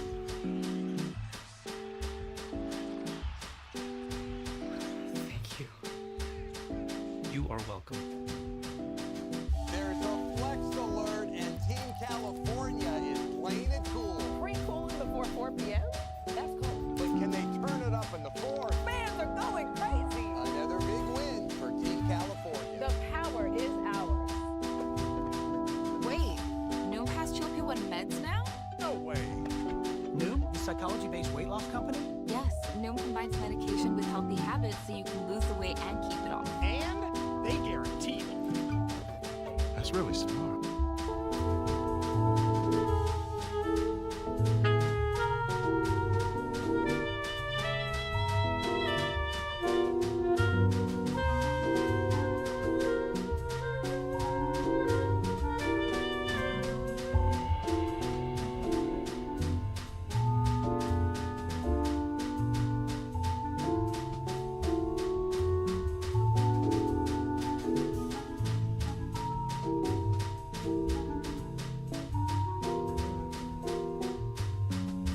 K26 Summer League Day 2 of the 11-day stretch here in Las Vegas. The Miami Heat and the Atlanta Hawks all tied at 52. Marquez Tischer, Seth Greenberg, special guest Eric Spoelstra joining us. That was a quick changeover. All of a sudden, Coach Spo joined us, which is awesome. Coach, great to see you here in Summer League, first of all. And second of all, I was going to set up Seth on some highlights. We'll see in just a little bit. But Yakachonis, your rookie, I know San Francisco is a distant memory now because that was an awesome first half here in Las Vegas. Yeah, but I think that was a good teaching point for him, and we were all encouraged just by the mental makeup that he had and what he showed. Look, it was uneven offensively, there's no doubt about it. He had a lot of turnovers, some mistakes, but all the intangibles, the defense, the hustle plays, the passing, all of that he was able to do you know, while having some uneven offensive plays. You know, sometimes that can, you know, take a spirit or confidence away from a player. He still found a way to impact the game, impact winning. And, you know, that's what our scouts really liked about him, you know, as a young player. You watching, they watched him a whole lot more than we did, at Illinois. But it's a lot of those intangibles, and today he's kind of putting it all together, which is fun to see. He has a body of work. I mean, like the California Classic was 3 games, but his body of work, and people, he can make shots. I mean, it's not like he can't make shots. But as you look at your team, the addition of Norman Powell as a coach, what do you see? Because to me, it seems like he's the perfect fit. Really excited about the addition of Norm. We've competed against him for a long time, and obviously when he was in Toronto, we had some great battles when he was a young player. Just the competitive spirit, nature, the toughness that he brings.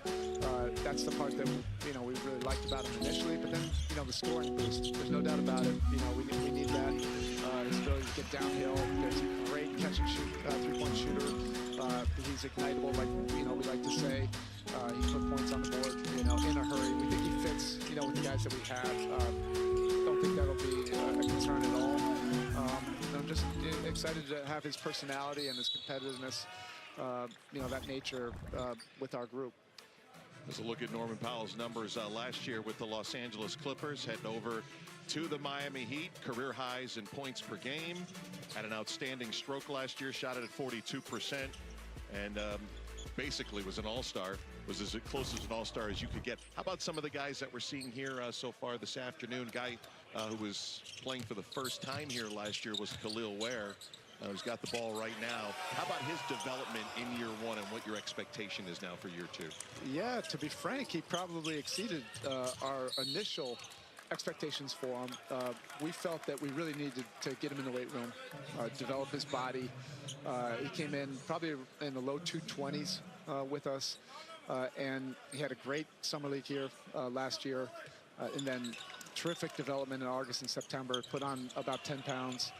Going into the season, wasn't playing initially, but by end of November, he was fully in our rotation coming off the bench, and he played so well that and was making an impact that by the end of the year, he ended up starting 36 games for us. So just from an experience standpoint, it was a great year of development for him. And then he got right back to work this summer in the weight room again. He's put in on another 8 to 10 pounds. So he's just continuing to get better. And, this San Francisco and this will be another big part of his development. Johnson and Larson, two guys that obviously have experienced this before a year ago, winning a championship in the Summer League. But where do you see their development and the type of roles that they can kind of forge out in the organization? Yeah, they're more mature, ready players. That's why we really liked them last year. Obviously, we drafted Pella, but then we were able to secure KJ on a two-way. And they both, know how to compete and impact winning. And that comes with experience, right? The more you play and you play in a good program like Arizona, then you know how to be out there and play a role and not get caught up in necessarily the stats, but more about impacting winning. Pella Larson is all about that. He broke in the rotation late in the year, and you can just see it. He's a Miami Heat type guy, just the way he's hustles, physical, competitive, plays both ends of the court. Just saw that Yakachona steal. Is that something that has not surprised you, but has impressed you, the defense that he brings more than everything else that maybe you guys saw when you were taking a look at him before the draft? I would say so. He has positional size, first of all. So he's 6'5" and change. He has close to a 6'9" wingspan. He played last year at about 205. So he has some good size for a 19-year-old, and he moves his feet well, and he competes on that side of the floor. Watching all the film, you could see that he really was competitive defensively, and he was coached well, obviously at Illinois. And held accountable, to a high standard. And then, like I said, in San Francisco, those intangibles of the toughness and the hustle plays, the defense, the deflections, some steals, I just really liked that he was able to do all of that while struggling a little bit offensively. I think that shows that you have a strong mental makeup. Yeah, he's been really good on the ball here, like just keeping it in the front and using that length. Like a guy like Lewis, who's been in the league and trying to kind of earn his way back in the league. Like, are there guys that you're looking and say, we got to fill this void? Because you guys still do have roster spots, correct? Yeah, well, Potentially, and this has always been the lifeblood for us. You know, the summer league and guys that we bring in, they have to come in from a different route than being drafted or being necessarily highly acclaimed initially. You know, the list goes on and on of the guys that have come, you know, through our system. You see, you know, UD down there. He's kind of the poster, you know, for our player development program. And Kyra, you know, obviously has had some moments where he's played really well in this league, and we like giving guys an opportunity to maybe have a second or third opportunity, second chance at this thing. I was going to ask, you just took the words out of my mouth. How important is for guys like Udonis Haslem and other Heat legends to come back, talk, work out with your guys at this time of year? Yeah, it's part of our culture because guys that have done it can explain it better. And you know, young players are aware. I mean, players that are drafted, they might not totally understand, you know, our culture, or guys that have been undrafted and then have played big roles for us, you know, in the playoffs. But you have somebody like UD, or you have Alonzo down there, or just on our coaching staff, Malik Allen, Chris Quinn, Wayne Ellington, Karan Butler will be here tomorrow. You know, these guys have all sat in that locker room. They understand, you know, what our work ethic expectations are. And guys that come in a situation in the summer league, you know, they reach out all the time, you know, to those guys and talk to them and ask them about their path and how they were able to do what they were able to do. I think it's really cool because it's a lot like what happens in college, where the former players, like you think like Michigan State, they're guys, they have grind week, where all the guys come back and immerse themselves and hold everyone else to a standard for what they did. Like, you play for those who played before you, and like what you guys have created is absolutely incredible at that level, to have that buy-in for the former players to want to give back to these guys, to understand what this thing is all about. Yeah, we get it too. Like, you hear so much about culture in this league, and I'm sure, you know, other franchises or players, you know, feel a certain way about it. They're probably fatigued about hearing it. We don't care. You know, we're not for everybody. We're not really trying to, you know, appease other people. It's a competitive game. We're out to try to do, you know, what we want to do, and that's at the highest level. But guys that come in, you know, like that is a big part of our culture. Is guys that have played in it take a great deal of pride. You know, that there's been a lot of success over the years, and I think it's one of my favorite things to see is the players talking to UD or so, or the other guys that I mentioned. Coach, we can't thank you enough for spending some time with us here while you've been here in Las Vegas. Thanks for coming on the air with us. We appreciate it. Appreciate you guys. See you the rest of the week. You got it. Eric Spoelstra here in town watching his Summer League outfit play right now. The Heat with the 4-point lead over Atlanta, and what a job that Coach Spo has done over the years, and now with Greg Popovich. That was really cool, head man. coach, yeah. I got to be honest with you. Longest tenure. The pride that, to me, it sounds silly. Everyone has a culture. I mean, like, but theirs is a little bit different, and it just. And they don't apologize for it, as you heard. And it's just who they are, and the essence of what makes the Heat the Heat. Now, people can say, well, you know, they haven't been as good, and you know that happens. But the standard has always remained the same of what it is to be a Heat player, which I think it speaks volumes to the consistency of what they do. One of his star pupils from last year missing from outside. So now with Coach Pop retiring, I'll give you the top 3 active winningest coaches in a moment after we remind you Summer League action continues here in Las Vegas. NBA TV, ESPN, the ESPN app. Tonight, Bulls, Raptors, 8 Eastern time. Clippers and Rockets follow, and then tomorrow, Cavaliers, Bucks, 3:30 Eastern time on NBA TV. You want to guess, or you want me just to give you the names of the most wins active coaches now that Pop has retired? Wins active coaches. All right, I'll do a guess. I'm gonna say, obviously, Steve Kerr. No, that was a good guess, but not there. Pop at 1,390 wins. The 2 guys ahead of Spo. One is over 1,000. Dave, you got a guess as well? Yeah, Rick Carlisle. Oh, he's number 3. There you go with 993. He'll join the 1,000 win club, 7 games, 7 wins in next year. So who's now #1 active winningest coach in the NBA? We did this during the finals. PJ and I at dinner one night. Neither of us got it either. How could PJ not have the answer to that? Because he was ordering like 17 apps. Doc Rivers. Yep. 1,162 wins. It's a lot of wins, man. Yeah, it is. That's a lot of wins. Milwaukee Bucks should be interested. How many of those guys? Well, I got a question for you coming after that. Oh, I got a little tease for you. We're coming back. I got a question, a little quiz for you. Back to Vegas in a moment. You came looking for a light beer, and you found gold.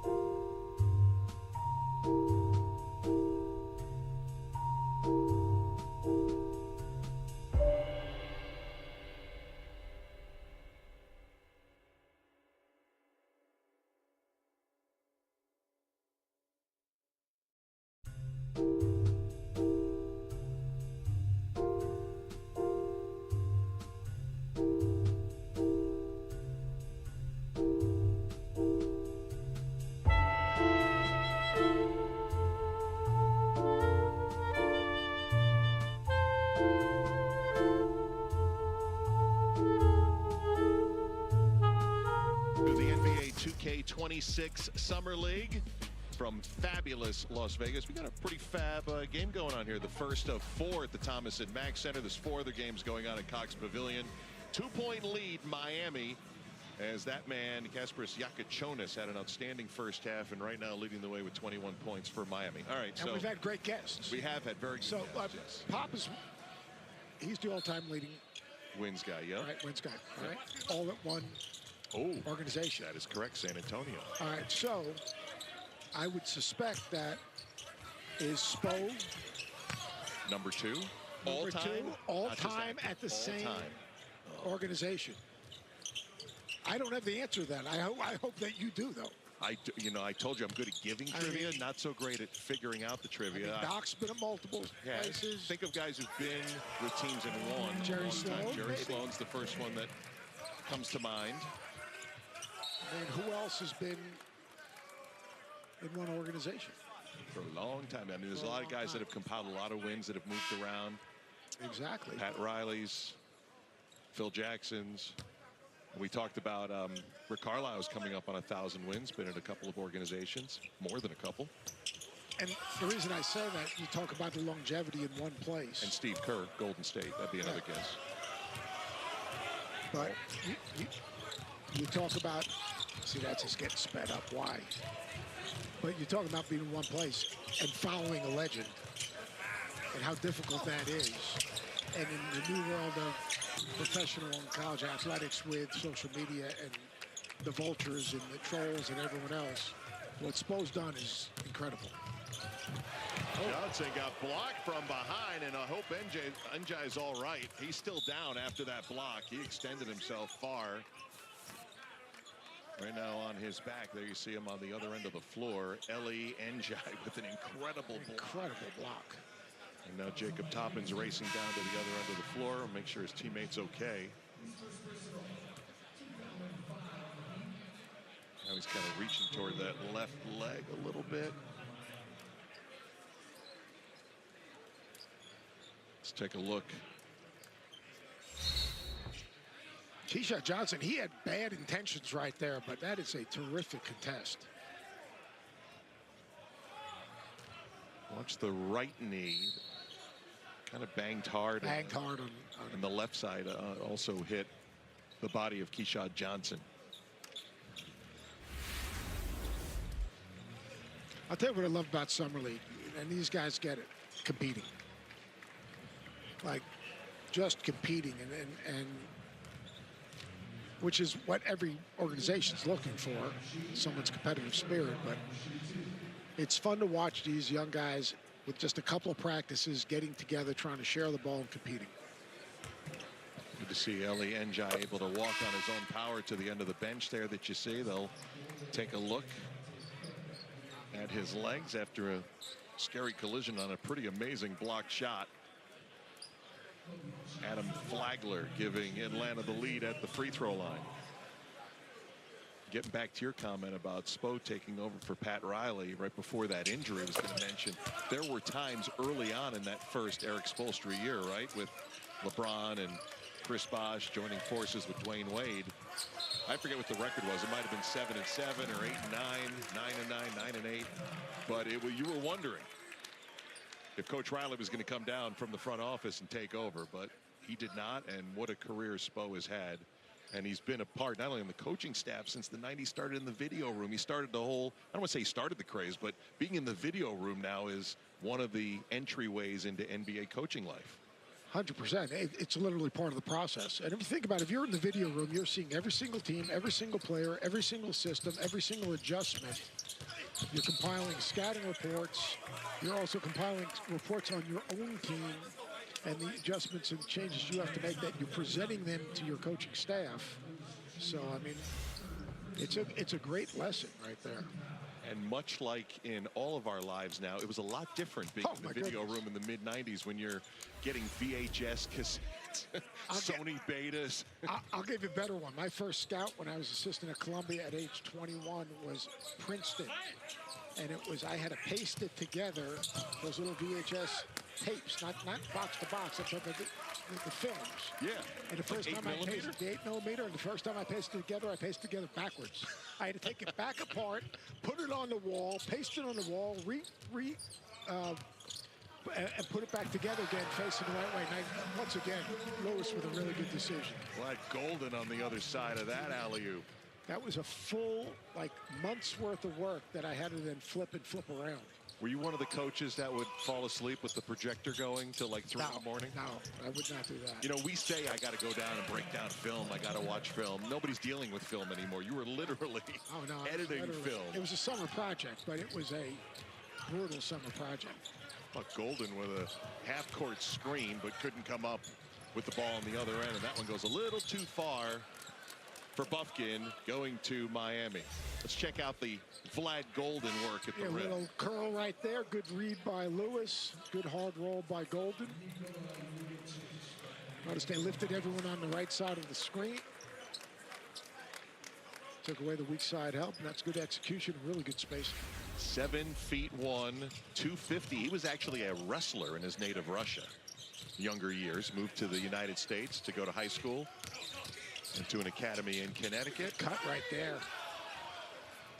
And they really like him, and as we pointed out, the Heat, have had their eyes certainly on Golden, who was in school not far away up in Boca. All right, all right, let's do a comp for him. He's a good player for the Clippers. Oh, yeah. That's from the same country, Timothy Mozgov, right? He's got a little, is it Zubac? Zubats, I'm sorry. Yes, right. Zubats. Yeah, Zubac. Wrong Clipper center from yesteryear. But, I mean, similar body type, who's developed into a very, very productive front court player, starter, and a winning player on a very good team. One of the best players on that team last year for the Clippers, and they feel they've improved themselves as well as Flagler misses on the outside. You talk about the game of basketball, it's 2-man and 3-man games, and that's what you need to do. You need to have good spacing. That's a good little 2-man game. They lift the weak side help, and that is a dime and a golden finish. Terrific. And then Cook, he's been terrific shooting the three. He's also shown the ability to get to the rim and finish. Heat culture alive and well.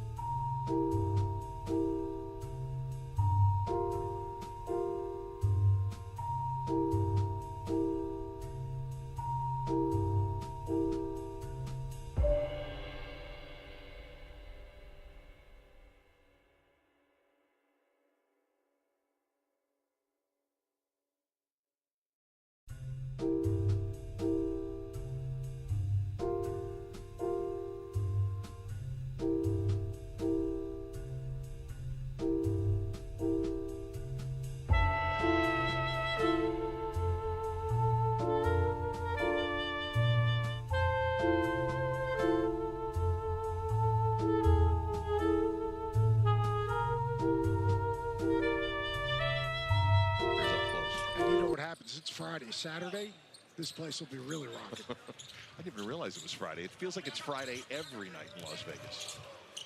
I know one thing. The weatherman just says sunny and 110.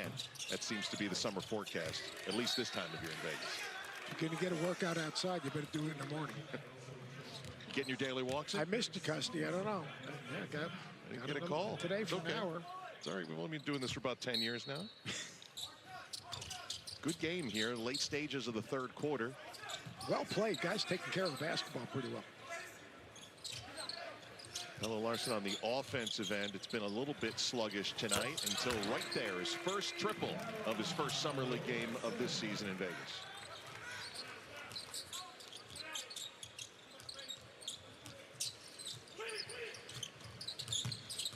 Hawks have 3 players in double figures. Good to see Njai back on the floor after that spill previously on the blocked shot, and he comes up with the loose ball here. You know, it's interesting to watch. The older players do a good job of talking. The younger players are still learning how to talk and communicate. That's why sometimes, as Golden, I was going to say, one of those guys that's been really vocal, more vocal than usual for a rookie is usually what the coaches tell us here at Summer League, those guys that have that ability. Nice job again, Golden. Roll into an open spot. Nice little pocket pass. Good catch and finish. One thing about the Heat, they've played with really good spacing. If you see the right side of the floor, everyone's lifted or got corner spacing, which opens up the roll. And getting guys to talk is the key, because if you watch really good NBA teams and players, the amount of communication that they talk through in possessions defensively especially is incredible. And that's a feather in all these Summer League coaches' caps, especially Eric Glass, right, who's the Summer League coach for Miami this early on. I know they've had some extra games in San Francisco previously, but to have that communication and ability to pull off all these schemes have worked well. Another offensive rebound for Atlanta. That is their 18th of this Summer League game, and we're not through 3 quarters.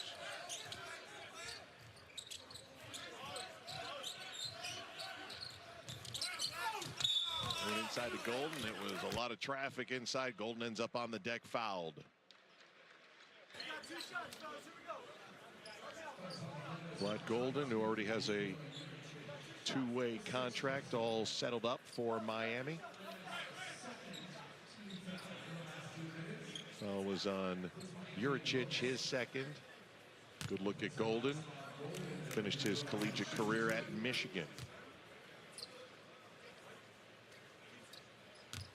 Vlad Golden so far today, perfect.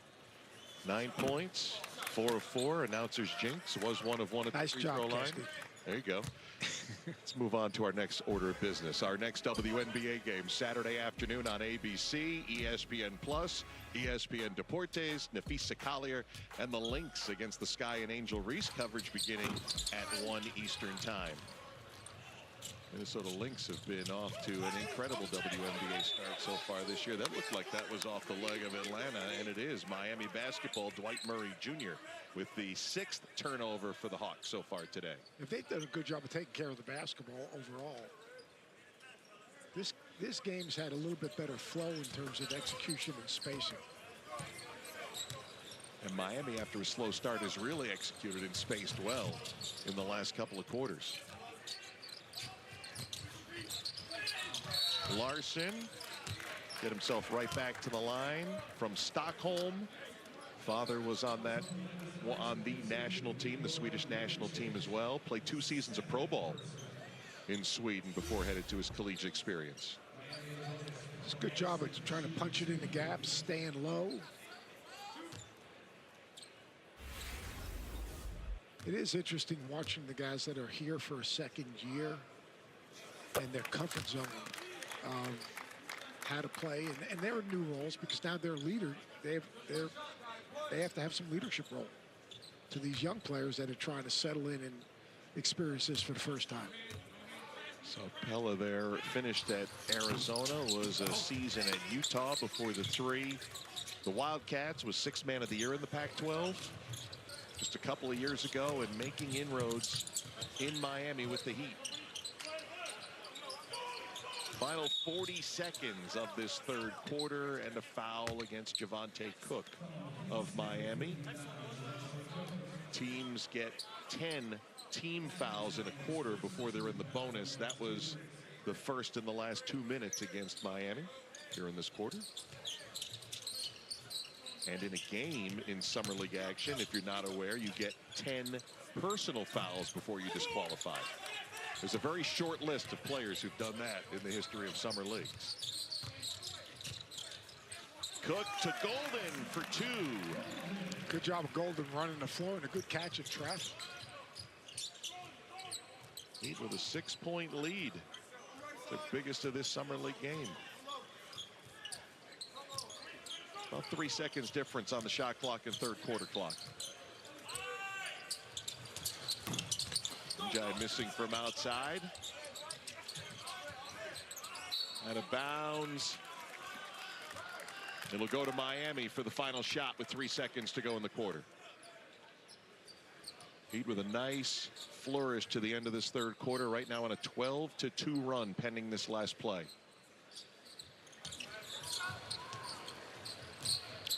Larson headed to the basket. That's how you run. Final 3 seconds out of bounds from three-quarter court. That was really good execution, catching it on the run. Corners filled. This is big-time execution. I'm not sure if they had this in the repertoire, but if you can see Larson on the left-hand side of the screen, right, he's going to front cut. Then all of a sudden the court is spread. You don't stop the basketball. He throws the ball out in front of him. That's 2 dribbles, gets to the rim. Great late game execution from Larson, and great poise and great pass.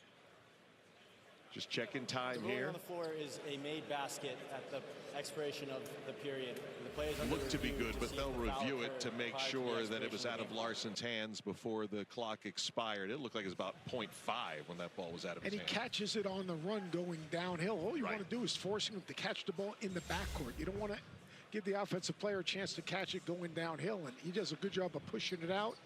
No one stops the ball. The corners are filled. There's your spacing. And a great finish. Shouldn't take long to see that this was a good one. Out of his fingertips at about 0.3, 0.4. Getting a thorough look on the other end of the We could floor. help them if they like. If they like the operative words. 14-2 finish to the quarter, pending that this was a good basket. Suyash Mehta.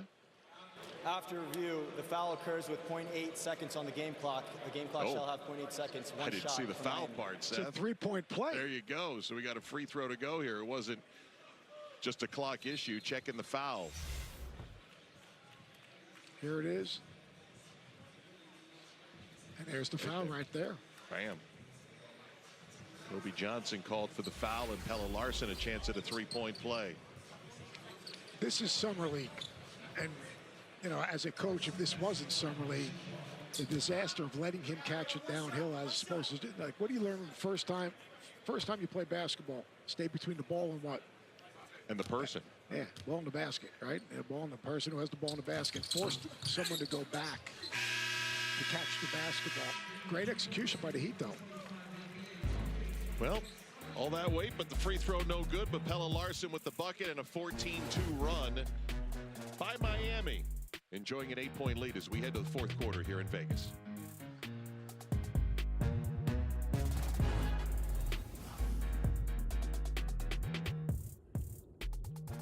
Your cheeseburger deserves a nice big slice of our Sargento family legacy. You can taste over 70 years of our family commitment.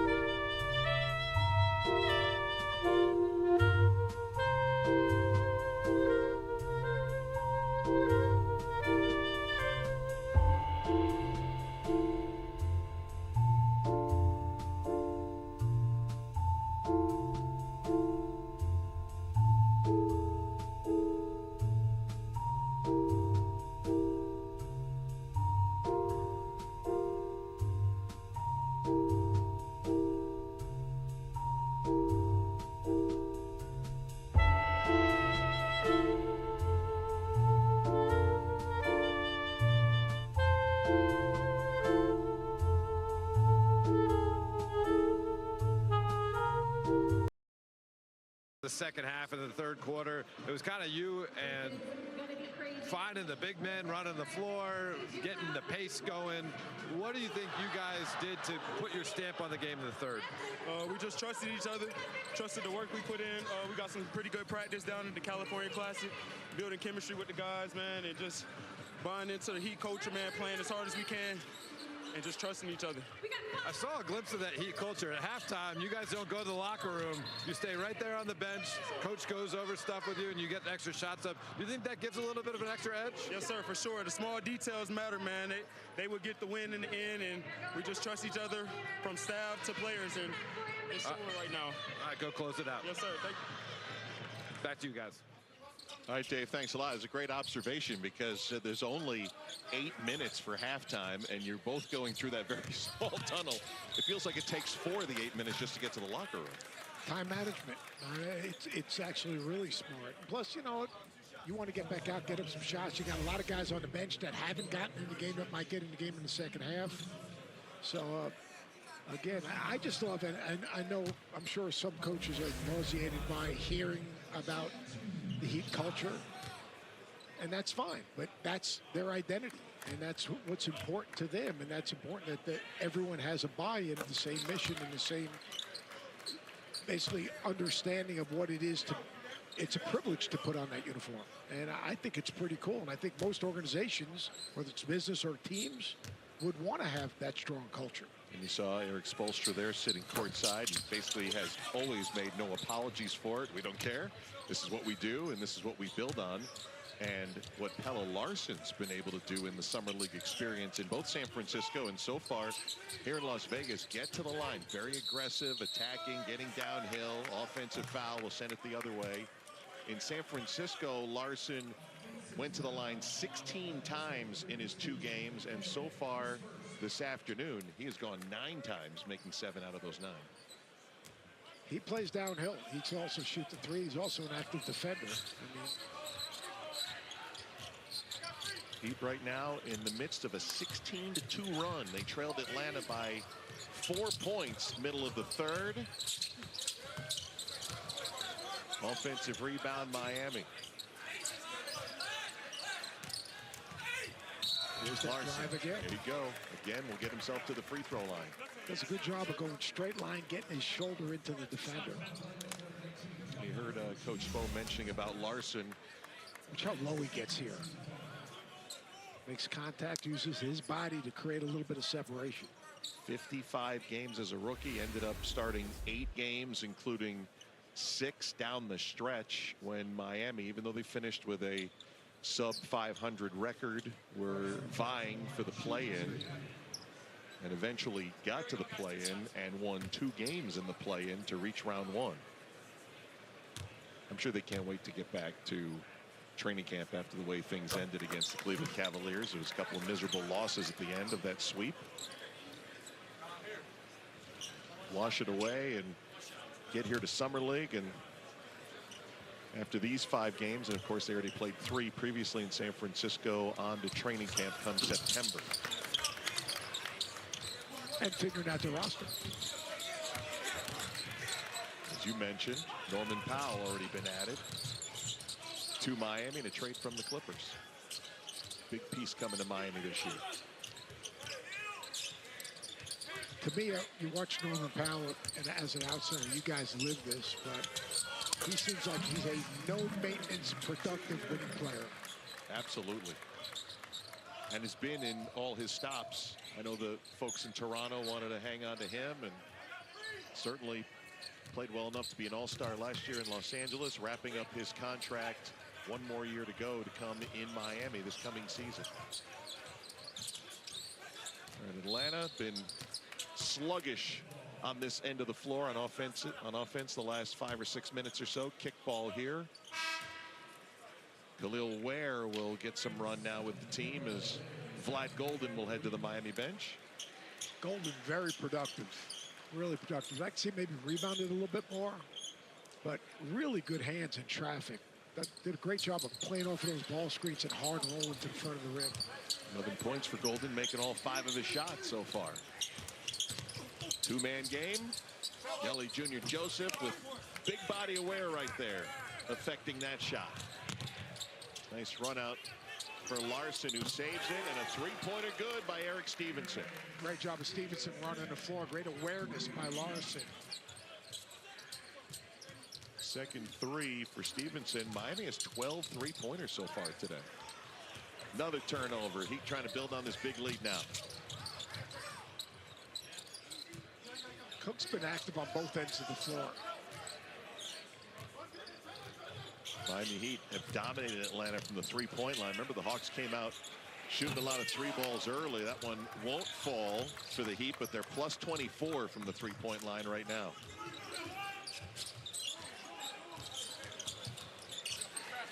Dwight Murray Jr. sends it to the corner where Jack McVay knocks down a three.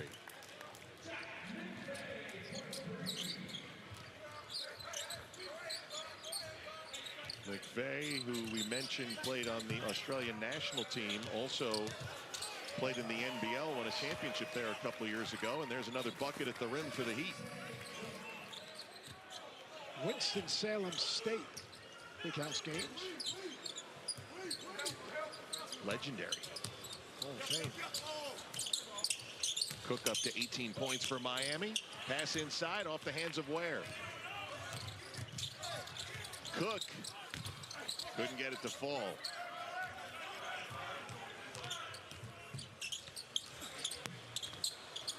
So it feels like there's been a lid on the rim for Atlanta. Another offensive rebound, keeping this possession alive. Junior Joseph scores after the 19th offensive rebound for Atlanta. 19 offensive rebounds, but not converting them into baskets. Timeout called by Miami. Yeah. Getting open threes, you got to push the ball up the floor, share the basketball, good hit ahead. Great job of relocating right there by Stevenson. Larson finds him, wide open three, and then just kick ahead. McVay gets behind the ball, bam, knocks down the three. NBA 2K26 Summer League is proudly sponsored by NBA 2K.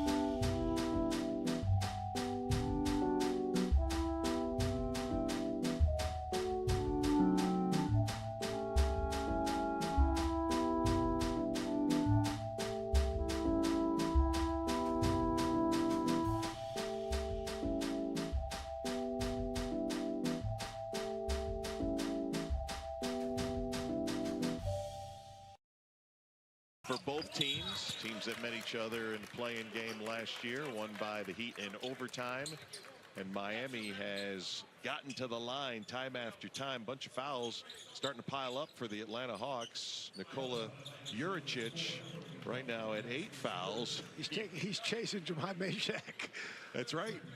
Who collected a full 10 fouls. That's right. I think that was in Salt Lake City, right? Salt Lake City. Yeah. University of Tennessee product. I would think that Rick Barnes would be proud of him on that. Why so? Because they're going to be physical. Effort. You know, they redefine a foul in Knoxville. Done a great job with that. He's unbelievable. He's a terrific coach. You're going to be good again. They do a great job of evaluating players. Chaz Lanier this year. Last year, Dalton Connect, 2 big-time scorers that are made their way to Summer League. SEC was just unbelievable Incredible. last year. I'm sure will be again And this year. it's not going anywhere. They've invested the resources. Your investment equals your expectation, and that league has invested in coaches, facilities, and players. Asa Newell before that shot was 2 of 8 from the field. Now in double figures, right? Does he have 10? No, he's got 8 points, 7 rebounds so far for Newell. 3-pointer, up deep two for Johnson.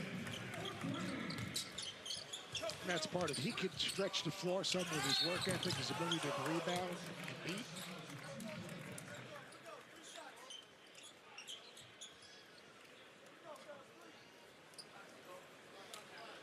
Free throws coming up for Atlanta here with 5:35 to go.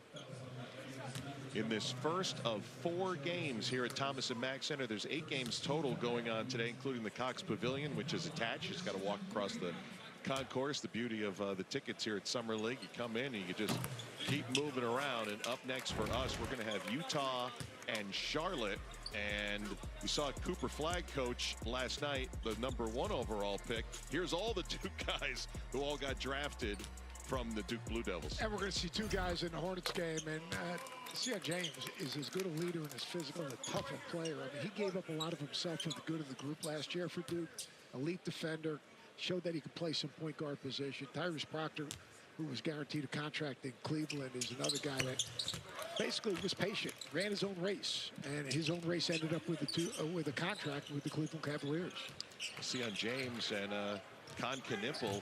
I was reading a story in the Charlotte Observer earlier today, and he talked about the fact that he was so imposing. Sion James was the first time he met him, and then they turned out to be really tight friends. And ironically, both went, I think it was the Duke Mayo's Bowl in Charlotte. Just the 2 of them went to a college football game, and then a couple months later, they both end up in Charlotte with the Hornets. That'll be fun to see how they play well together here at Summer League. Did you ever do the Duke Mayo's Bowl? I did. Did you have to have the Mayo? Unlike the television guys, the Duke's people came in. They gave us some kind of dessert that had mayonnaise involved in it. Yeah, I walked away from that. Wife loves it, me not so much. Take a look here. This foul. Kobe Buffkin getting downhill. That's how he started the game right there. It's good, just good to see him healthy. Had the broken thumb his rookie year, dealt with season-ending surgery to deal with all his shoulder problems. Missed Summer League last year because of the shoulder, and a 3-point play there to get Atlanta right back in this game. You know, we've done 2 games, and each one of the games you would think were out of reach, and yet guys continue to play hard, and they find a way to get back in games. Good point. Both our games yesterday, same deal. 6-0 run here for Atlanta to cut it from 12 to 6. Yakichonis been a quiet second half, and now the Hawks still 4:40 to go, trying to get a little closer.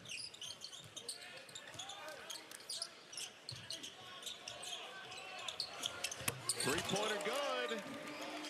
And now Atlanta is only down 3. 9 consecutive points for Atlanta. Over the top, too far for Ware, and a turnover.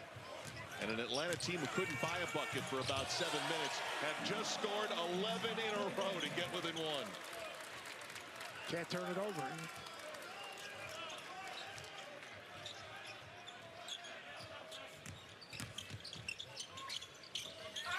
Great pass.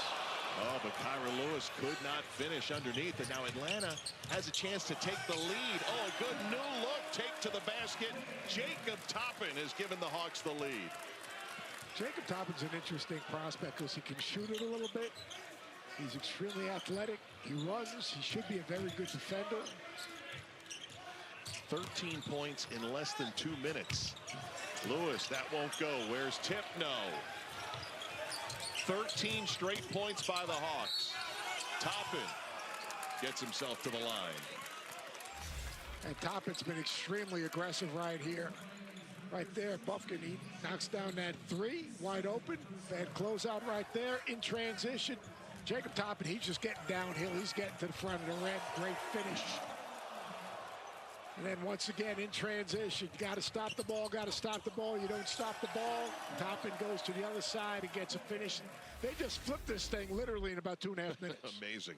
Jacob Toppin, who spent 3 years at Kentucky, had a career-high 17 points in the regular season finale against Orlando last year, and he's got 17 points and a double-double here this afternoon, make it 18 and 10. And if you look at his body, he's got an NBA body. He's got an NBA length. He can shoot the ball, and he's really good in the open court. Just like his brother, two guys that are built for this league. Obi went from the Knicks to Indiana, played in the NBA Finals. Free throw missed, and a rare miss at what would have been their 20th offensive rebound. Heat led 89-77 with 5:35 to go in the game, and now Atlanta has scored 14 in a row. Cook, whistle, offensive foul. You're right, it has flipped on a dime here in Vegas. It's flipped on a dime. On a chip, I should say. Some missed bunnies at the rim. More aggressive downhill offense right here outside of the restricted area, and that's a charge.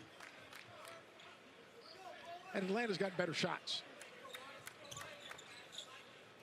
You know, if you don't set your defense playing in transition, I mean, Toppin scores with 5 points just attacking downhill in transition. Kobe Buffkin with the ball, 21 points to lead all Hawks scores. Going to take a contested three, no good. And Miami hasn't scored in about 3 minutes trying to get on the board. Another, it's going to be a block foul underneath against Atlanta. So we're coming down the stretch, Coach Greenberg. Jacob Toppin, you get him open floor. He's going to make a play, push it.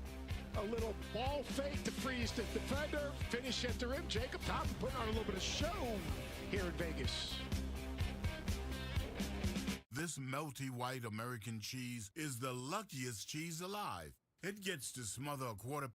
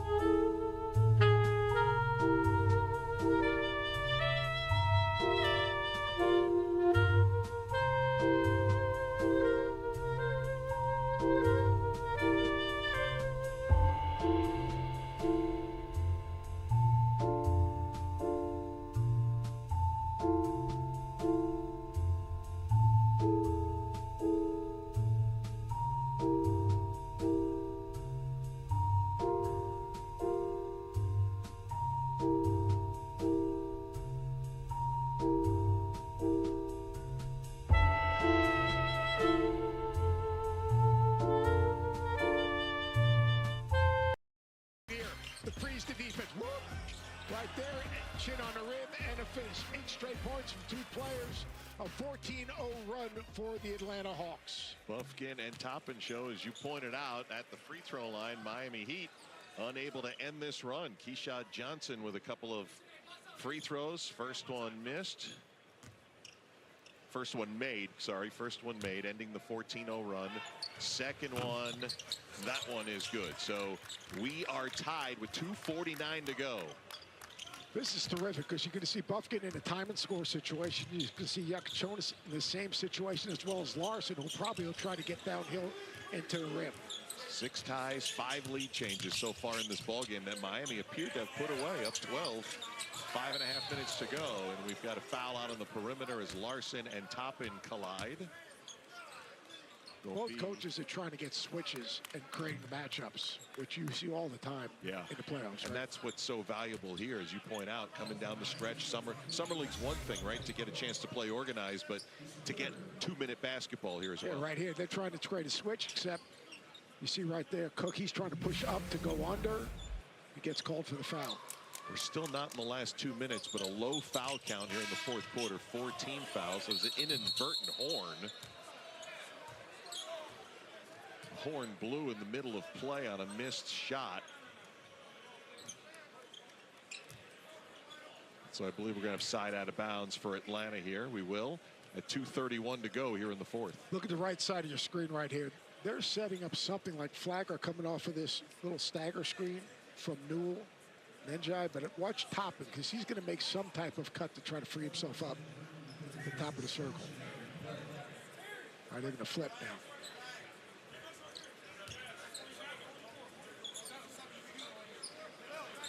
Tied at 91, 2:31 to go. Entry coming from right in front of the bench. Near steal by Larson. Shot clock under 10. Buffkin off the window won't go, and there's a 20th offensive rebound, and Njai gives him the lead. You cannot follow the flight of the ball. You got to find someone to cut him out. You do that. And this is how Atlanta stayed in this game. Get to the offensive glass. Lob for Ware. Yep, broke it up. They sniffed that one out. Jacob Toppin just misses from inside. Miami trying to get organized here with 1:54 to go. Loading up Khalil Ware. That's good defense from Njai, but a little bailout here is going to be a foul on Atlanta. We still have another game to come, many games to come today, but up next, the Jazz and the Hornets, and there's a look at the number 4 pick in the draft, Con Knippel, one and done at Duke. He's more than just a shot maker out there. He plays off 2 feet as well as any guy that's come out in the draft. He's got a toughness and a very, very good passer, but does a great job of relocating and freeing himself up off penetration. Ware's got to just play lower and on more balance. I mean, he got away with that foul right there, but if he can get his hips down and get a little bit lower, and now he can cover space and hold his spot. Reminder as well, that game for Charlotte and Utah, we stay here, but you're going to head over, our viewers, to ESPN. Top of the hour, 7 Eastern time. Next 2 games on ESPN, Jazz, Hornets, followed by Washington and Phoenix. Knippel's a very good player. I mean, a really good basketball player, could really shoot it, but he plays with a power and a base. There's switchability on Ware. Tied at 93, Kobe Buffkin. He's got the bigger Ware on him. Njai from the wing and a 3-pointer. What a great job of Njai relocating down to the corner. He was above the free throw line extended, but he got into a window on that play. Great job of relocating. Undrafted rookie Ellie Njai has given Atlanta the lead as Larson just missed on a triple with 1:10 to go. Njai played 4 seasons for the first team with Real Madrid. Won back-to-back, well, not back-to-back, but 3 ACB championships. Watch this. Watch on the left-hand side of your screen here, all right? You can see the dribble penetration, but Njai, he's going to relocate. He started on the wing. He gets down to a window. Great job of relocation. Terrific pass. There he is. You see he slides down, gets to an open window, shot ready. He is really skilled. He can really shoot it. He's active. He got that big offensive rebound a second ago. 6'8", 209-pounder. We mentioned went to Spain as a 13-year-old. He's a dual citizen, Spain, Senegal, and a big 3 there. And a whistle inside on the drive. Buffkin ends up on the deck. Foul against Miami with 53 seconds to go. What a turnaround right there for Atlanta. 3 fouls on Pella Larson. Keyshawn Johnson went for the block. 19-4 is the current run for Atlanta with these free throws pending. And the Hawks leading by 3 in the Summer League opener for both.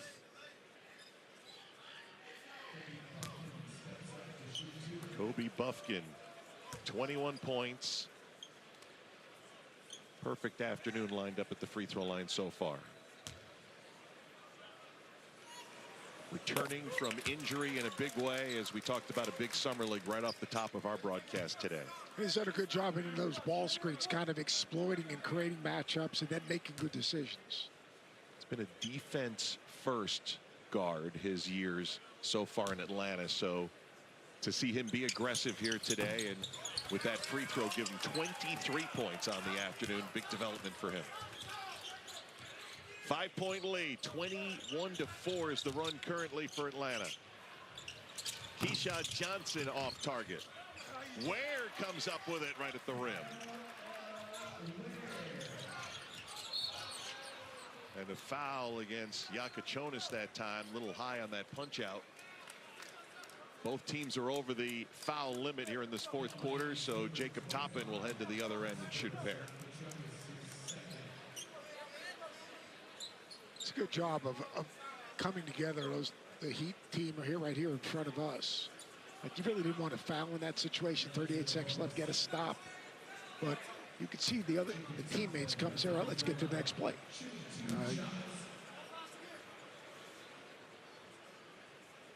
Double-double for Toppin with 18 and 10.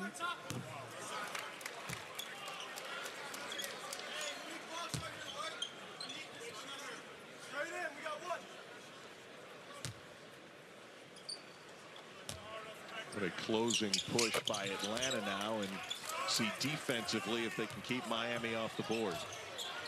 4-point lead. Njai closing out on the Yakachonis miss. Rebounded by Bufkin. Miami will put him at the line. And the Atlanta Hawks Summer League team over on the bench, being coached by Brian Bailey. What a close here so far this afternoon. Great resilience. And guys stepped up. Bufkin stepped up. Toppin stepped up. Njai stepped up. He made back-to-back baskets, made the big three, got the offensive rebound. And you want to see resilience. I mean, that's another part of the evaluation process of a team's toughness. Now, the Heat helped them a little bit, missed a couple of shots right in and around the basket, played some different lineups. I thought Golden was really good for the Heat. Yeah, Vlad Golden off the bench had himself a pretty good first Summer League game.